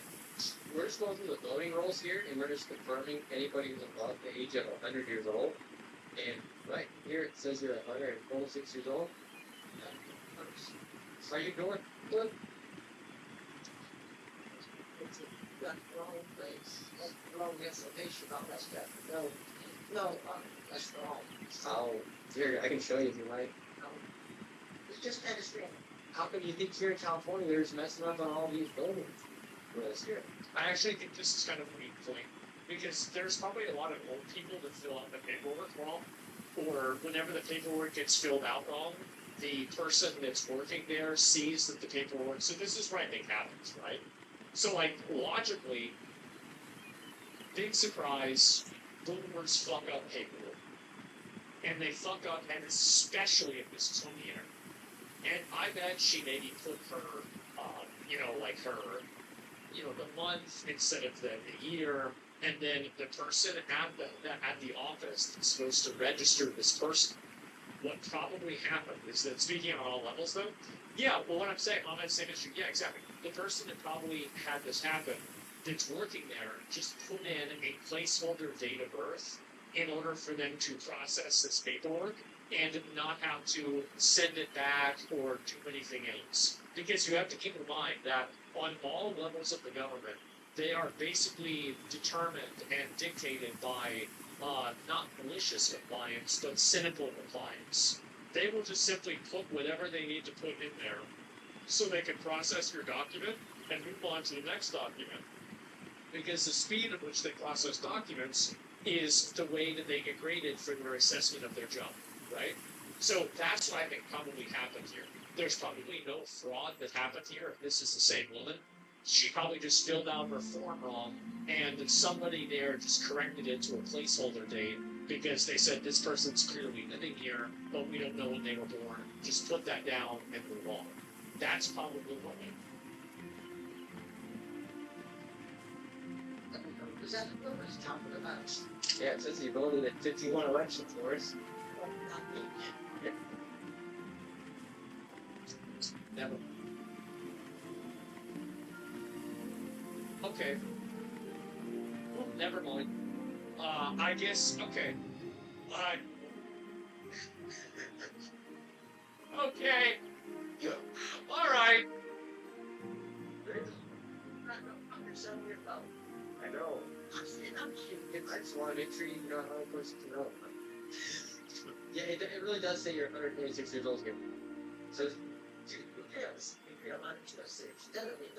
I know, that's what the Secretary of State says. Okay, little. 1940, so she's like 86. Damn. Alright, Doris. You have a good evening. Alright, so let's say you think Virginia. I mean, yeah. I mean, she 86, maybe 85, something like that, yeah. Swamp. That's all the swamp. Yeah, she owns the swamp.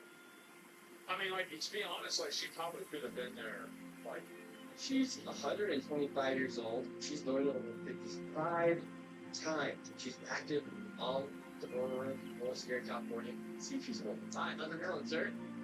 Doing good? No, okay. Okay, well, no. Okay.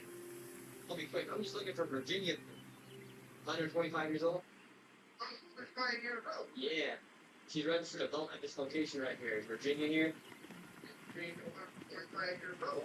Really? How old is Virginia then? 80. Well, here on the state of California, she's 125 years old. She's voting. I think all these old people just fucked up the paperwork and somebody at the State Department just put it in anyway. They just put in a placeholder. I think that's actually what happened. I do. I like in 55 elections. Put the 55 elections. Is there another Virginia? I wish you would ask about the elections, because that's what really would tell me. Because if you ask that woman, did you vote in 51 elections, and she said no, then I think that's really that's what I would figure out. Because an accounting error, a database error, I don't give a shit about that. Who cares? When they got the date, who cares? It's about the votes that matter. Virginia. Use logic? Only right there. Nope, she's voting good, because so she's not 125? No. Well, is Virginia doing good at least? You're younger than me. And I'm going to get to say, dude, don't tell me some cheating. 125, she 81. I'll do that. Have a good one. The problem is, every location you went to inside this video, there's something wrong with the voting rules. Whether or not the person's 125 years old actually doesn't matter. The part that matters is that information is wrong and the person is supposed to be voting. It's stupid. How do you vote 55 elections? Somebody 88, or she's going to say 82, so she says she 81. You could vote in 55 elections over the course of your life.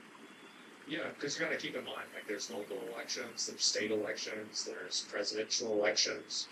Yeah, I could easily see that happen. Special elections, primaries, yeah, I could easily see 51 votes, 55 votes over the course of somebody's life. Absolutely. States and the other locations, people are supposed to be living inside of P.O. boxes, yes. They are registering to vote on P.O. boxes, making it impossible to track back who that person is to see who actually cast down the vote. This leads to lots of fraud. Everyone should be concerned about the integrity of our elections when people cannot show their show up to vote. This is my outlook, right? It's if you can't figure out what the fuck to do about how to get an ID, I do not want you to. I do not want you to vote because you are an idiot. If you can't figure this fucking shit out, let's take a step back and say there's no fraud. There's no fraud. But if you can't figure out getting the motherfucking ID, I do not need you to vote. Absolutely not. Big facts is pretty simple. You can't have a poll tax. I think we should get out free IDs. I think let's give them out. Let's give out free IDs, and let's say that you better fucking bring it when you vote. How about both? That's the way I see it. That's what makes sense. Yeah, I don't think so. Because again, some broke ass dude doesn't have any fucking money. Yeah, sure, we can get one fucking ID. Does that cost less than $1? Who cares? That's not a big issue. How many people are going to be like that? This is at most $1 million for a place like California. They can pay that in a second. So it's nothing. No, the thing is that they get driver's license. Yeah, exactly. Why would you want them to vote, though? It's not that I would want them to vote. That's a different conversation. But I'm saying that based on the framework that we have now, I could talk about, theoretically, yeah, I want 80% people not to vote. But, I'm talking about based on the framework that we have now, it makes sense that, yeah, sure, somebody might have their address at a post office, somebody could put in their date the wrong way, and so the person in the state's office just puts in 1900, whiskey and foreign. But I bet there's a lot more that people aren't even really noticing. And I think it's probably down to the first thing of what's happening. That's it, free IDs in Germany, you gotta pay 50 bucks. Well, not about Germany, I'm not Germany, I'm saying around here. That's the way I think it should be here. So, yeah, that's what I heard. but that'll destroy your less voting scenario. I would encourage them to give like voting. Can you understand the concept of having a conversation in the context of other consistent variables? Like, can you understand that? So, like, for example, it's like, what would you do if you didn't have breakfast this morning? Like, I'm talking about it in the context of something else. Like, I know it's hard, but just try to keep up. So, and cost $50 to get it is a big. I think that the amount of voter fraud that we have, if I had to guess, like, what's the percentage of voter fraud? I'd say it's probably 5%. It's probably like between 1 and 5%, somewhere around there. I don't think that it's huge, but I think that it's there. And I think that also in a lot of cases, you think 30%, 20%, it's like 1 in every 5 votes is 50. I don't think it's that much. I really don't. Because you think about it like this, right? A 5% differential is actually a 10% differential if it's all going one way. Because it's not only are you taking the 5% away from the other team, but now you're giving it to yourself. So there's a difference of 10%. So even 5% is huge. It's massive. And also most elections, even like California, the voting in California, isn't it something like 40-60, something like that? Like, I don't know if that's accurate, but I think it's somewhere around there. Like, it's 40-60, maybe 35-65. So it's not like California is like a universal state. In a lot of other states, too, and you've got to keep in mind, too, that, yeah, it's like 35%. So, and we'll find out if it passed the SAVE Act. Yeah, I mean, everybody should be required to use voter ID. I mean, it's common thinking sense. So for some reason, we're trying to act like, oh, no, you can't use voter ID. Oh, my God. It's insane. Only customers from Super sorry. And, but yeah, I do completely love the Americans. Absolutely. Yeah, like the video, make sure, man, love, make sure you get the video like. I think it's great. Welcome to our 80s Jungle Series Season 2. Just like the first season of this series, we're going to be playing every single champion in the jungle, and we have to maintain and move on to the next champion in the list. However, in Season 2, this challenge has been more difficult than the last.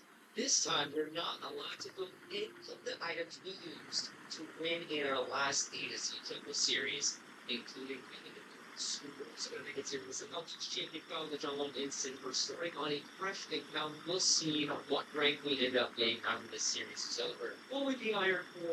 Would be great. But I letter C, we beginning with Gallo. I'm still Gallo jungle is a huge right? Let's see, it's decent takes. I'm moving up here. But anyway, items. I don't want to be in the cross. It's a lot of base. What's not its shoes. So, how do you tell it to stay? We just get to the voice after short shoes. So, we'll good. We find this. Guys, by the way, it's Big Sal and fun facts. According to OpenIDG, it's actually one of the I don't know why. I guess we're gonna prevention content. So why is my break guys are falling in Paris top lane basically his range top lane, and he died. All of a sudden, we got you guys. We get off my kind of push it off. We got this. Here we go. Here we go. Big conflict, buddy. Hang on, guys. Wait, I'm actually still losing. No way.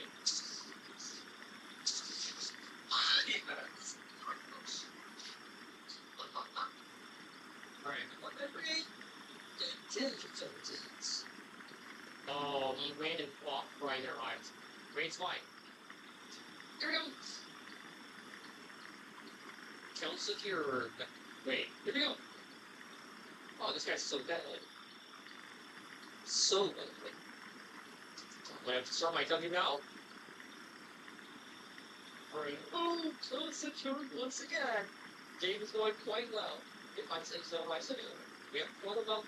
It's not forbidden. Last season we did ABC. We did National Muscle, which doesn't even exist anymore. So this is good. Get out of my career. So, It's time to meet your mentor. I'm here.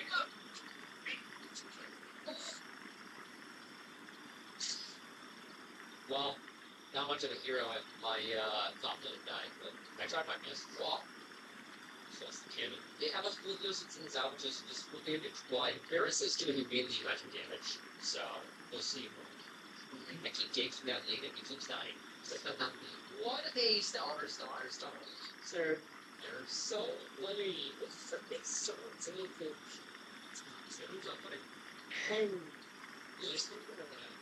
don't worry, Paul. We got this. And against the dumb. I know, okay, you know.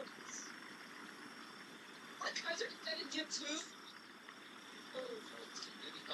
We got quick thing, and I've been so working towards a Sophia, and I'm gonna just press forward on somebody. They're gonna be trouble.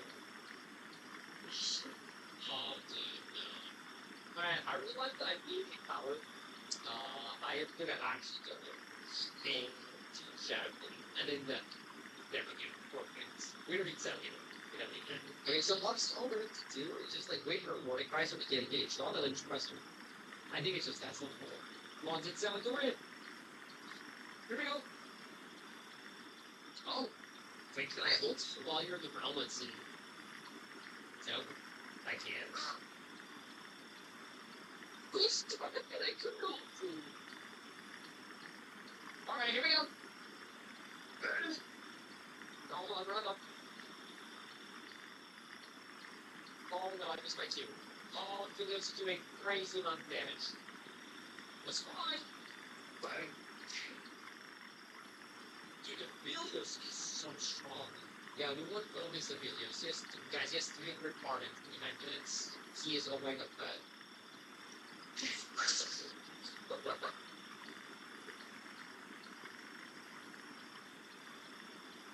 I'll play our better banker. Let me forge it. I'll play that out.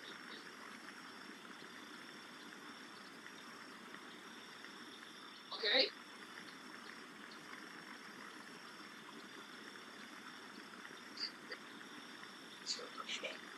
Self-grown.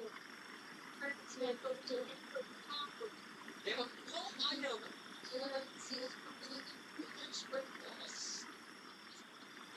Time. Here we go. Boom.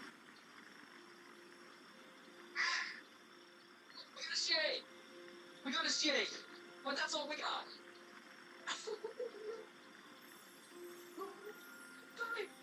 Oh my god, I'm lost.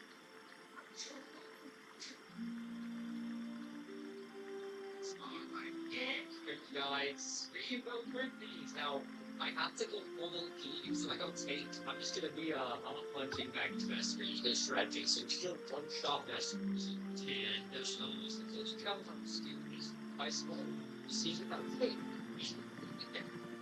Well, my spikes really not gonna die. Not gonna die to this guy, no. So yeah, only one of them's gonna come.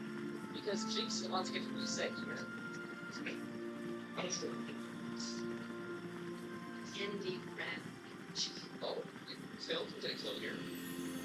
Where's that? It's time for feeding. It's faster. You wait too much. And you look long now. There's just. It's kind of sad. I just don't understand. Like, what do you think? I have to go with it. Okay, come on. Wait, no, he picks them out this. Motion. 20 yet, don't worry. Leap now. Guys, I have a light down here. I'm zero slow. I don't do enough damage to sometimes I want. This is gonna be tough. And he's 3-0 and he, like, hold on.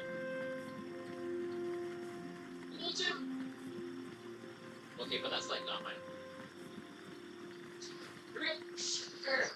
Oh, what a tell. You're so conflicted and eerie. Let's talk to them. Oh, that's toxic too! I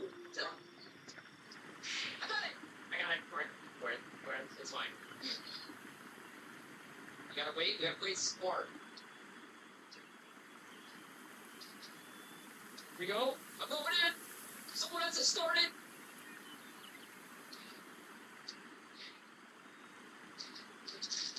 Oh my god, we gotta lose. We need to go back to the drawing board. How do we move this game? I think all on position.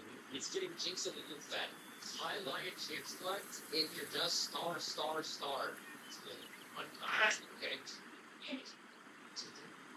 Solid. Jinx says 8 is equal to out full body. No one star.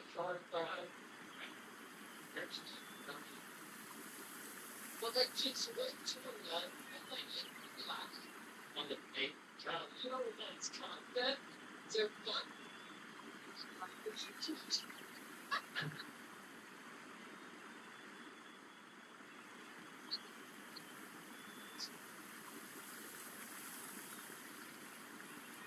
Alright guys, desperate times call for desperate measures. We are going to tank you. Just and like tank the Galileo, like go on doors, it's like what? Alright, game 3, it's take your time. I a genius idea. So we have a slope here and we know it's beginning, so we're gonna do is we go beyond this first to the big dashes, so we start clear speed. And then you're going like full tank, like Sunfire, Cape, maybe Lifesteal. And also our team comp looks pretty good. We have 3 knockups for a Yasuo 80 carry. I mean, this could go. Don't worry, the genius little idea with the rates we got. It's fine. Got made it. Sorry, don't die. 0-3 Ari. Very not good. Mating. Dragon.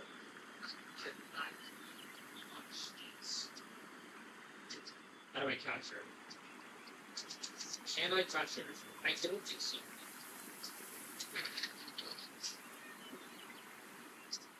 Okay, we got a blast. Nice ult, rocks. My ult doesn't detect first dice. Oh, I'm sorry, it's a metal sheet, not a trigger sheet.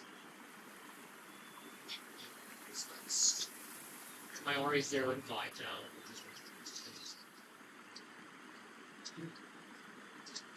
What am I doing?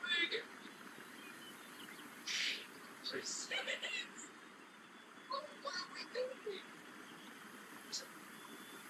Oh, plant 3. Some fire tape, I think. What do I do it?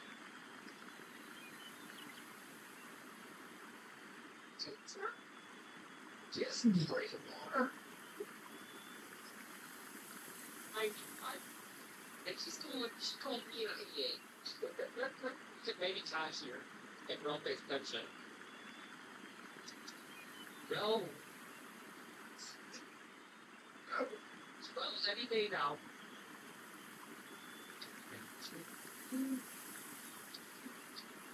Here we go. Get him! Here we go.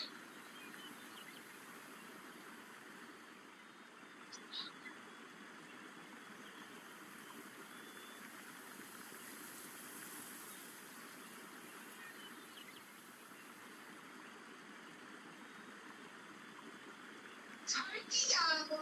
Yeah, that's what we see, guys.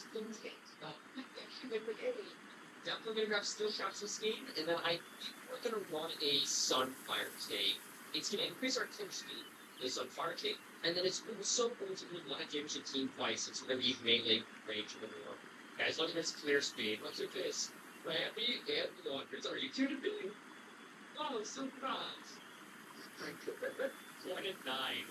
How many times is Art to 92? Stood right after you stunk. But we can definitely go in here. Hold it. Oh, dude, this is perfect. Take it gold. Oh! Get the big naturals! Let's go! Take the other triple. Forget it. It's worth it. A barrel of God. 1 and 11 Arnie. Come on, stop it!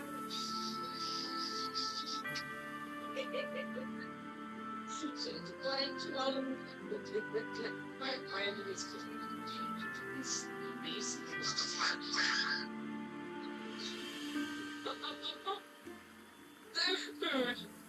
It takes into 2000.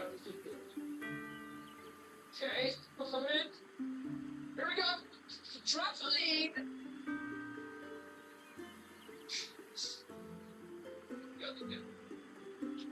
Godlike. Thanks, go godlike.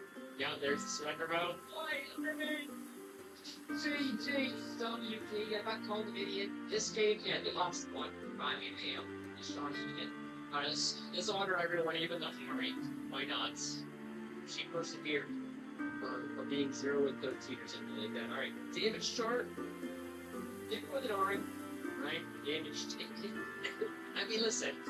Ari taken more damage, but I thought you completed that, right? She did like 13 deaths this game, so ultimate.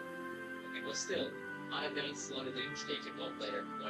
On to fake plank. Alright, guys, it is game plank time. They banned Galleon, by the way. I'm just saying, I think it's something like that. I think so. Game plank. Have a little bit of history here. The last game was in Jungle Series. It took us 5 games to win game plank. It was one of the first champions to actually win him the jungle. Won't want to take 5 times this night. I hope not. I think we're playing a lot better these days, and I think we could maybe win it now this one. Let's see. Sorry guys, we genuinely might be cooked. I said what I said to Chip Select before I saw the little items. We have repeated items, Essence Reaper, Selector, Lord Dominance Regard, Persistence, and the Mori Quick Blade. So here's a bit like that. Alright, let's see how the clear is. So what you want to do, guys, you want to hit the barrels to reset your passive, right? And then use your passive on the red, right? And that's going to do some sleep damage, okay? And then you get it up.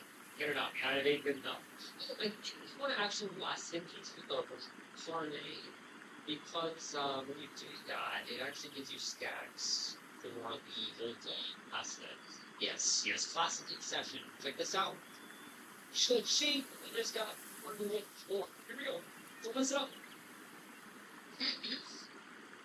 Oh, that's so cool. Let's go back to that.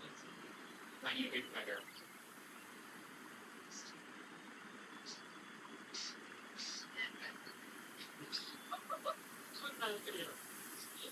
Six, please.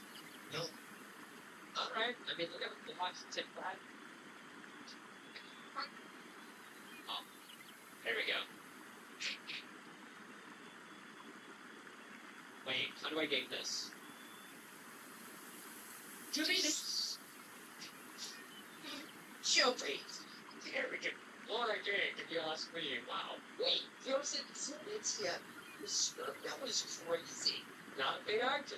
Solo queue. Oh, this could be level 6. I don't. 4. Oh, level 6! I'm level 10. No, I don't even assist. And I didn't even save it. Here we go. Oh, dude, I need to wait. Oh, and then the mark, WD. Go. Bill. Try. Oh, good luck, dude. Good luck. I believe. Oh my gosh. Our terminal was so like, he's 5 minutes, you know? This is how. See if you can maybe stop me. Well, oh, he's here.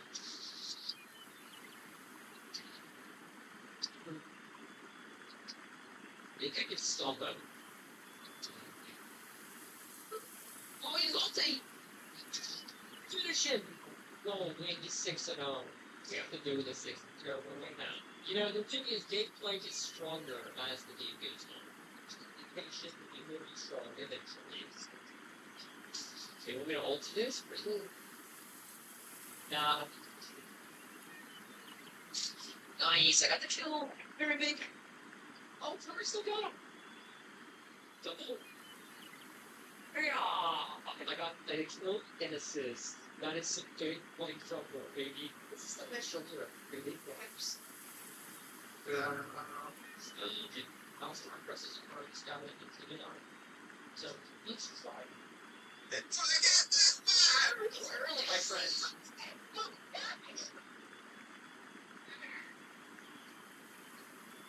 Hey, hey, now I hope I can make it out of here without Rory killing me.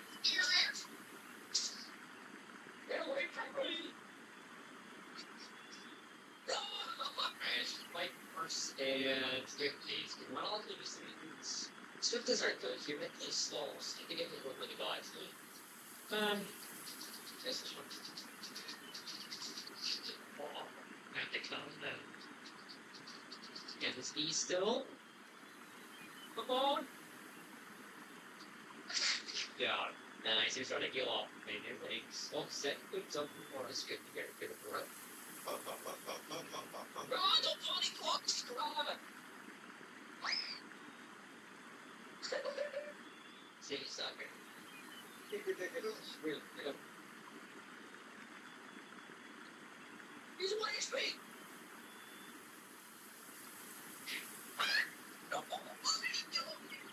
What? I'm coming in. Yes, there's no lights. Well, here we go.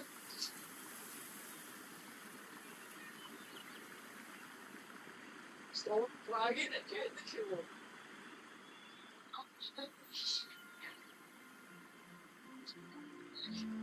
I got shield bow, upgrade the ulti, press all on that. Come on. And then my next shut down. It's okay. Watch it moves. Oh, I slowed him. He's getting greedy. Three's gonna be 3D. Let's go.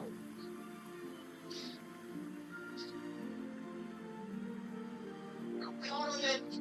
Oh, jeez. Good night.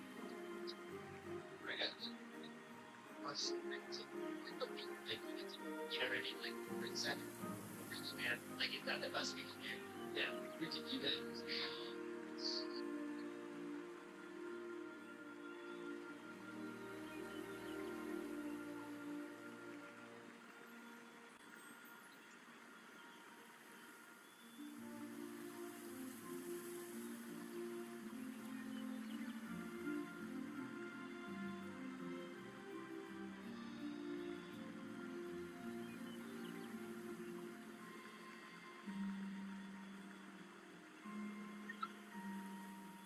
Sorry? Damn it! Let's go! I can set up with Carol's here and then just connect it to them. There we go. Carol. So I guess this way. Right. I got it! Ah!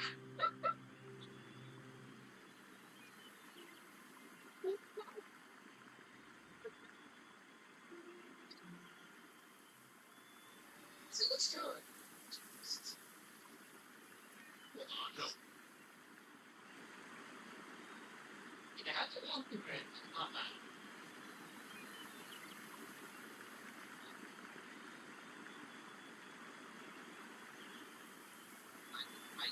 I see why I think you find games looking deeply. Our text optic upgraded then daughter so that they get skin and go, you know? So,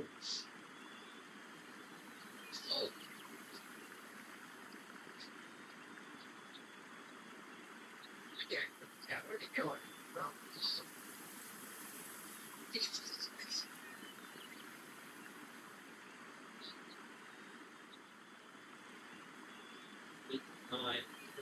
Look at the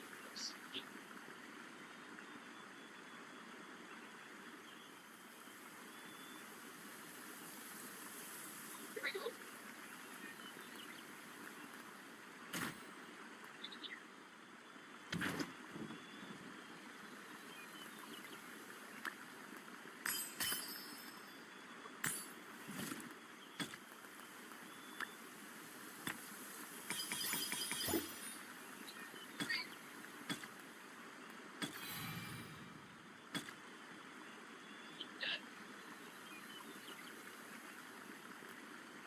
And the fourth one. Maybe some of the best gameplay, my plus 30 health. And technically glad. Oh, actually, that's actually amazing. It's a 5 times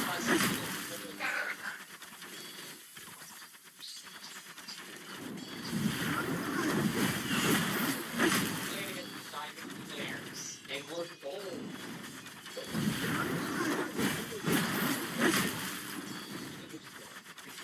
Well, again, guys, dear birthday nights, they're looking up. Fans advance with more than dominance regard. Work, treads, and guild dash and impression. So, some of the best items for areas of power per minute since we've won the last season. I think it's time to test out two challenging errors. You're moving the stats in the error.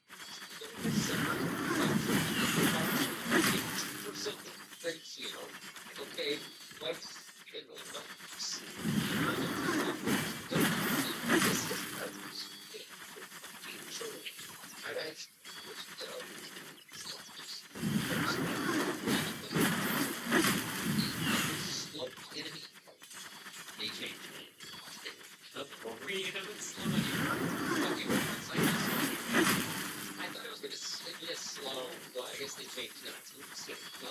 bullet soul is trying to come in. Wait. It's weaker.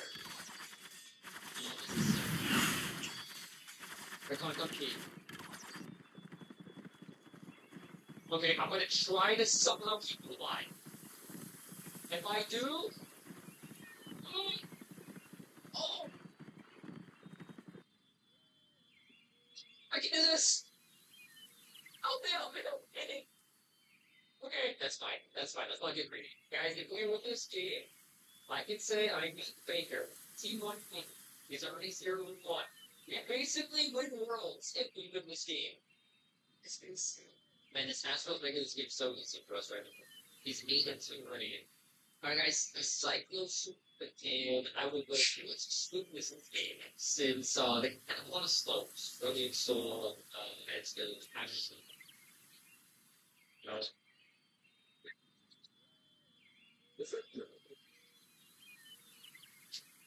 Yo. Nice.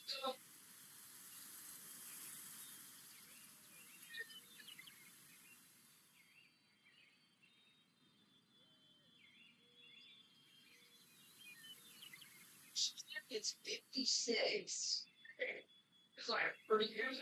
Who needs the slow when you're doing so much damage? Every guys. He's so fun. Yeah, company. Oh. Look at this. Sauce and carrot. Hey, good regular carrot, though. Hey guys, I just sort of big shake. That's about it. So we're not really lots of shit. Let's get this, so when it gets here, she's coming.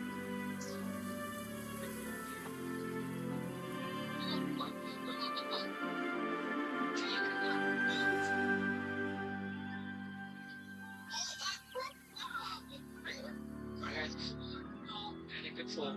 Let's get to driving. Dude, they look so unpredictable. It's actually kind of ridiculous. And we have to run them over. Technically, we have to run them over here.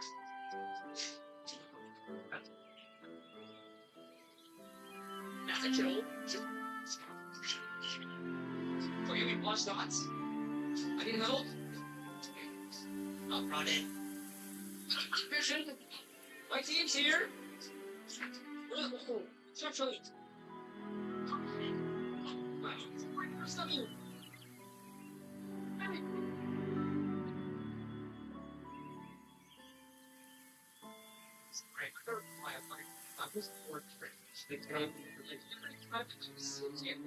This animation, I found single a little bit. But I already signed this one. Don't send me damage. Oh, I left this thing. Are you serious? Oh, no, the dragon style. There we go. Oh, I got two. Alright, damage tag. Wait, 6 points. Oh my gosh, the dragon almost. Oh, you're fine. If you're dead. Yeah. Oh, are you sure about that? Sounds like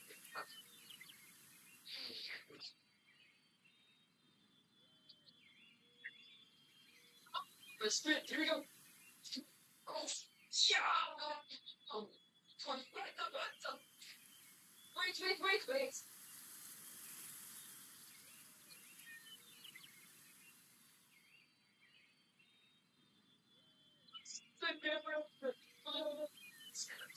Yo, shout out to Take Cost, Shine Lord. Dude, these guys sacrificing something but the Lakers. What's on the tower? Yeah. My E will be slowed down. Spell buds.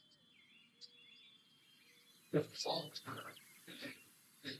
did 14 morning for you. Plus, big heal wherever. Yeah. Pentakill, an assassin Aaron.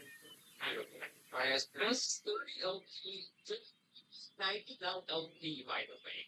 Right? Why can't give us an extra LP? Right? The enemy bomb diamonds. I don't how is this such a huge break difference? I'm playing against diamond players. I don't know. Not a maybe game sharp, not jet. Alright, one more. Alright, guys, it's on time. I guess we're full 80. Gameplay guard, Polar Bear, and those are one. And the forbidden items this game are. Come here! Let me charge, guys, again! Look, I can transform. This is cute. I'm a transform. I'm stolen. I have them up. Good cow. Come here. No, we got this. No. Your best guy stinks. All the stars and why and Nocturne is talking trash, guys. Alright, so no logs in. Forbidden items on Nor are Triforce, Blade of the Routine of Wit Sand, Black Cleaver, and Steel Cows. So we're full 80. My items that are forbidden are 80. Are you thinking, well, thank you. No, I can't. That's right. 18 Nor. Jungle. Look at this. I don't have a 100% AP ratio. If I don't have a 100% AP ratio, okay, yes. I need more here. Are we giving it? Guys, you're gonna get dragon. Here we go. Hello, team. It seems like bot lane did not want to cooperate for some reason. Could be the last thing once. I don't know. Well, okay, let me go. Like I said, it's escape ball very still really well. It's also going to be let's go. This shit has mountains. Oh, good luck. How come? We got slow. Okay. Hey, that's fine. I mean, we got our whole thing for free. I think we're okay with that. That's a little bit 60 on here, sure. Well, what if I'm gonna go? I'm gonna go, hang on.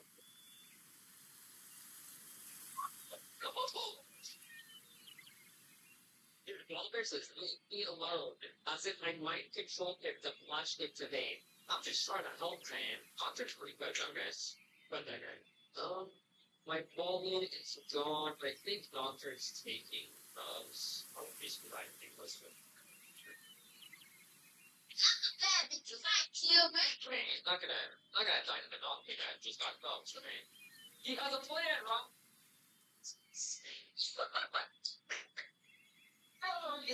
lost his blade.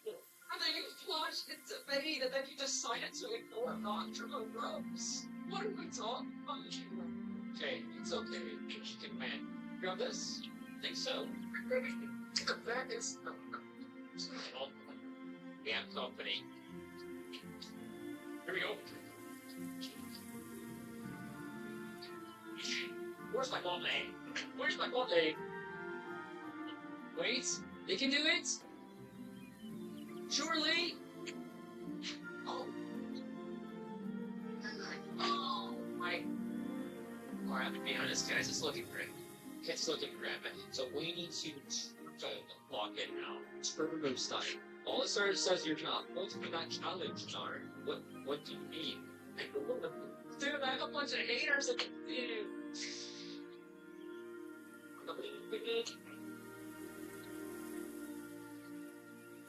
Okay? We can win. We can do this. Got him. Double kill. I'm gonna get blamed for not focusing on in our eye. So yeah. Come on, man. When you go to the first field so I can report. Bro, this team is so... They're all playing. So there, baby. Why can't I can't no way. Oh, no. She can't ulti in mini Nardor.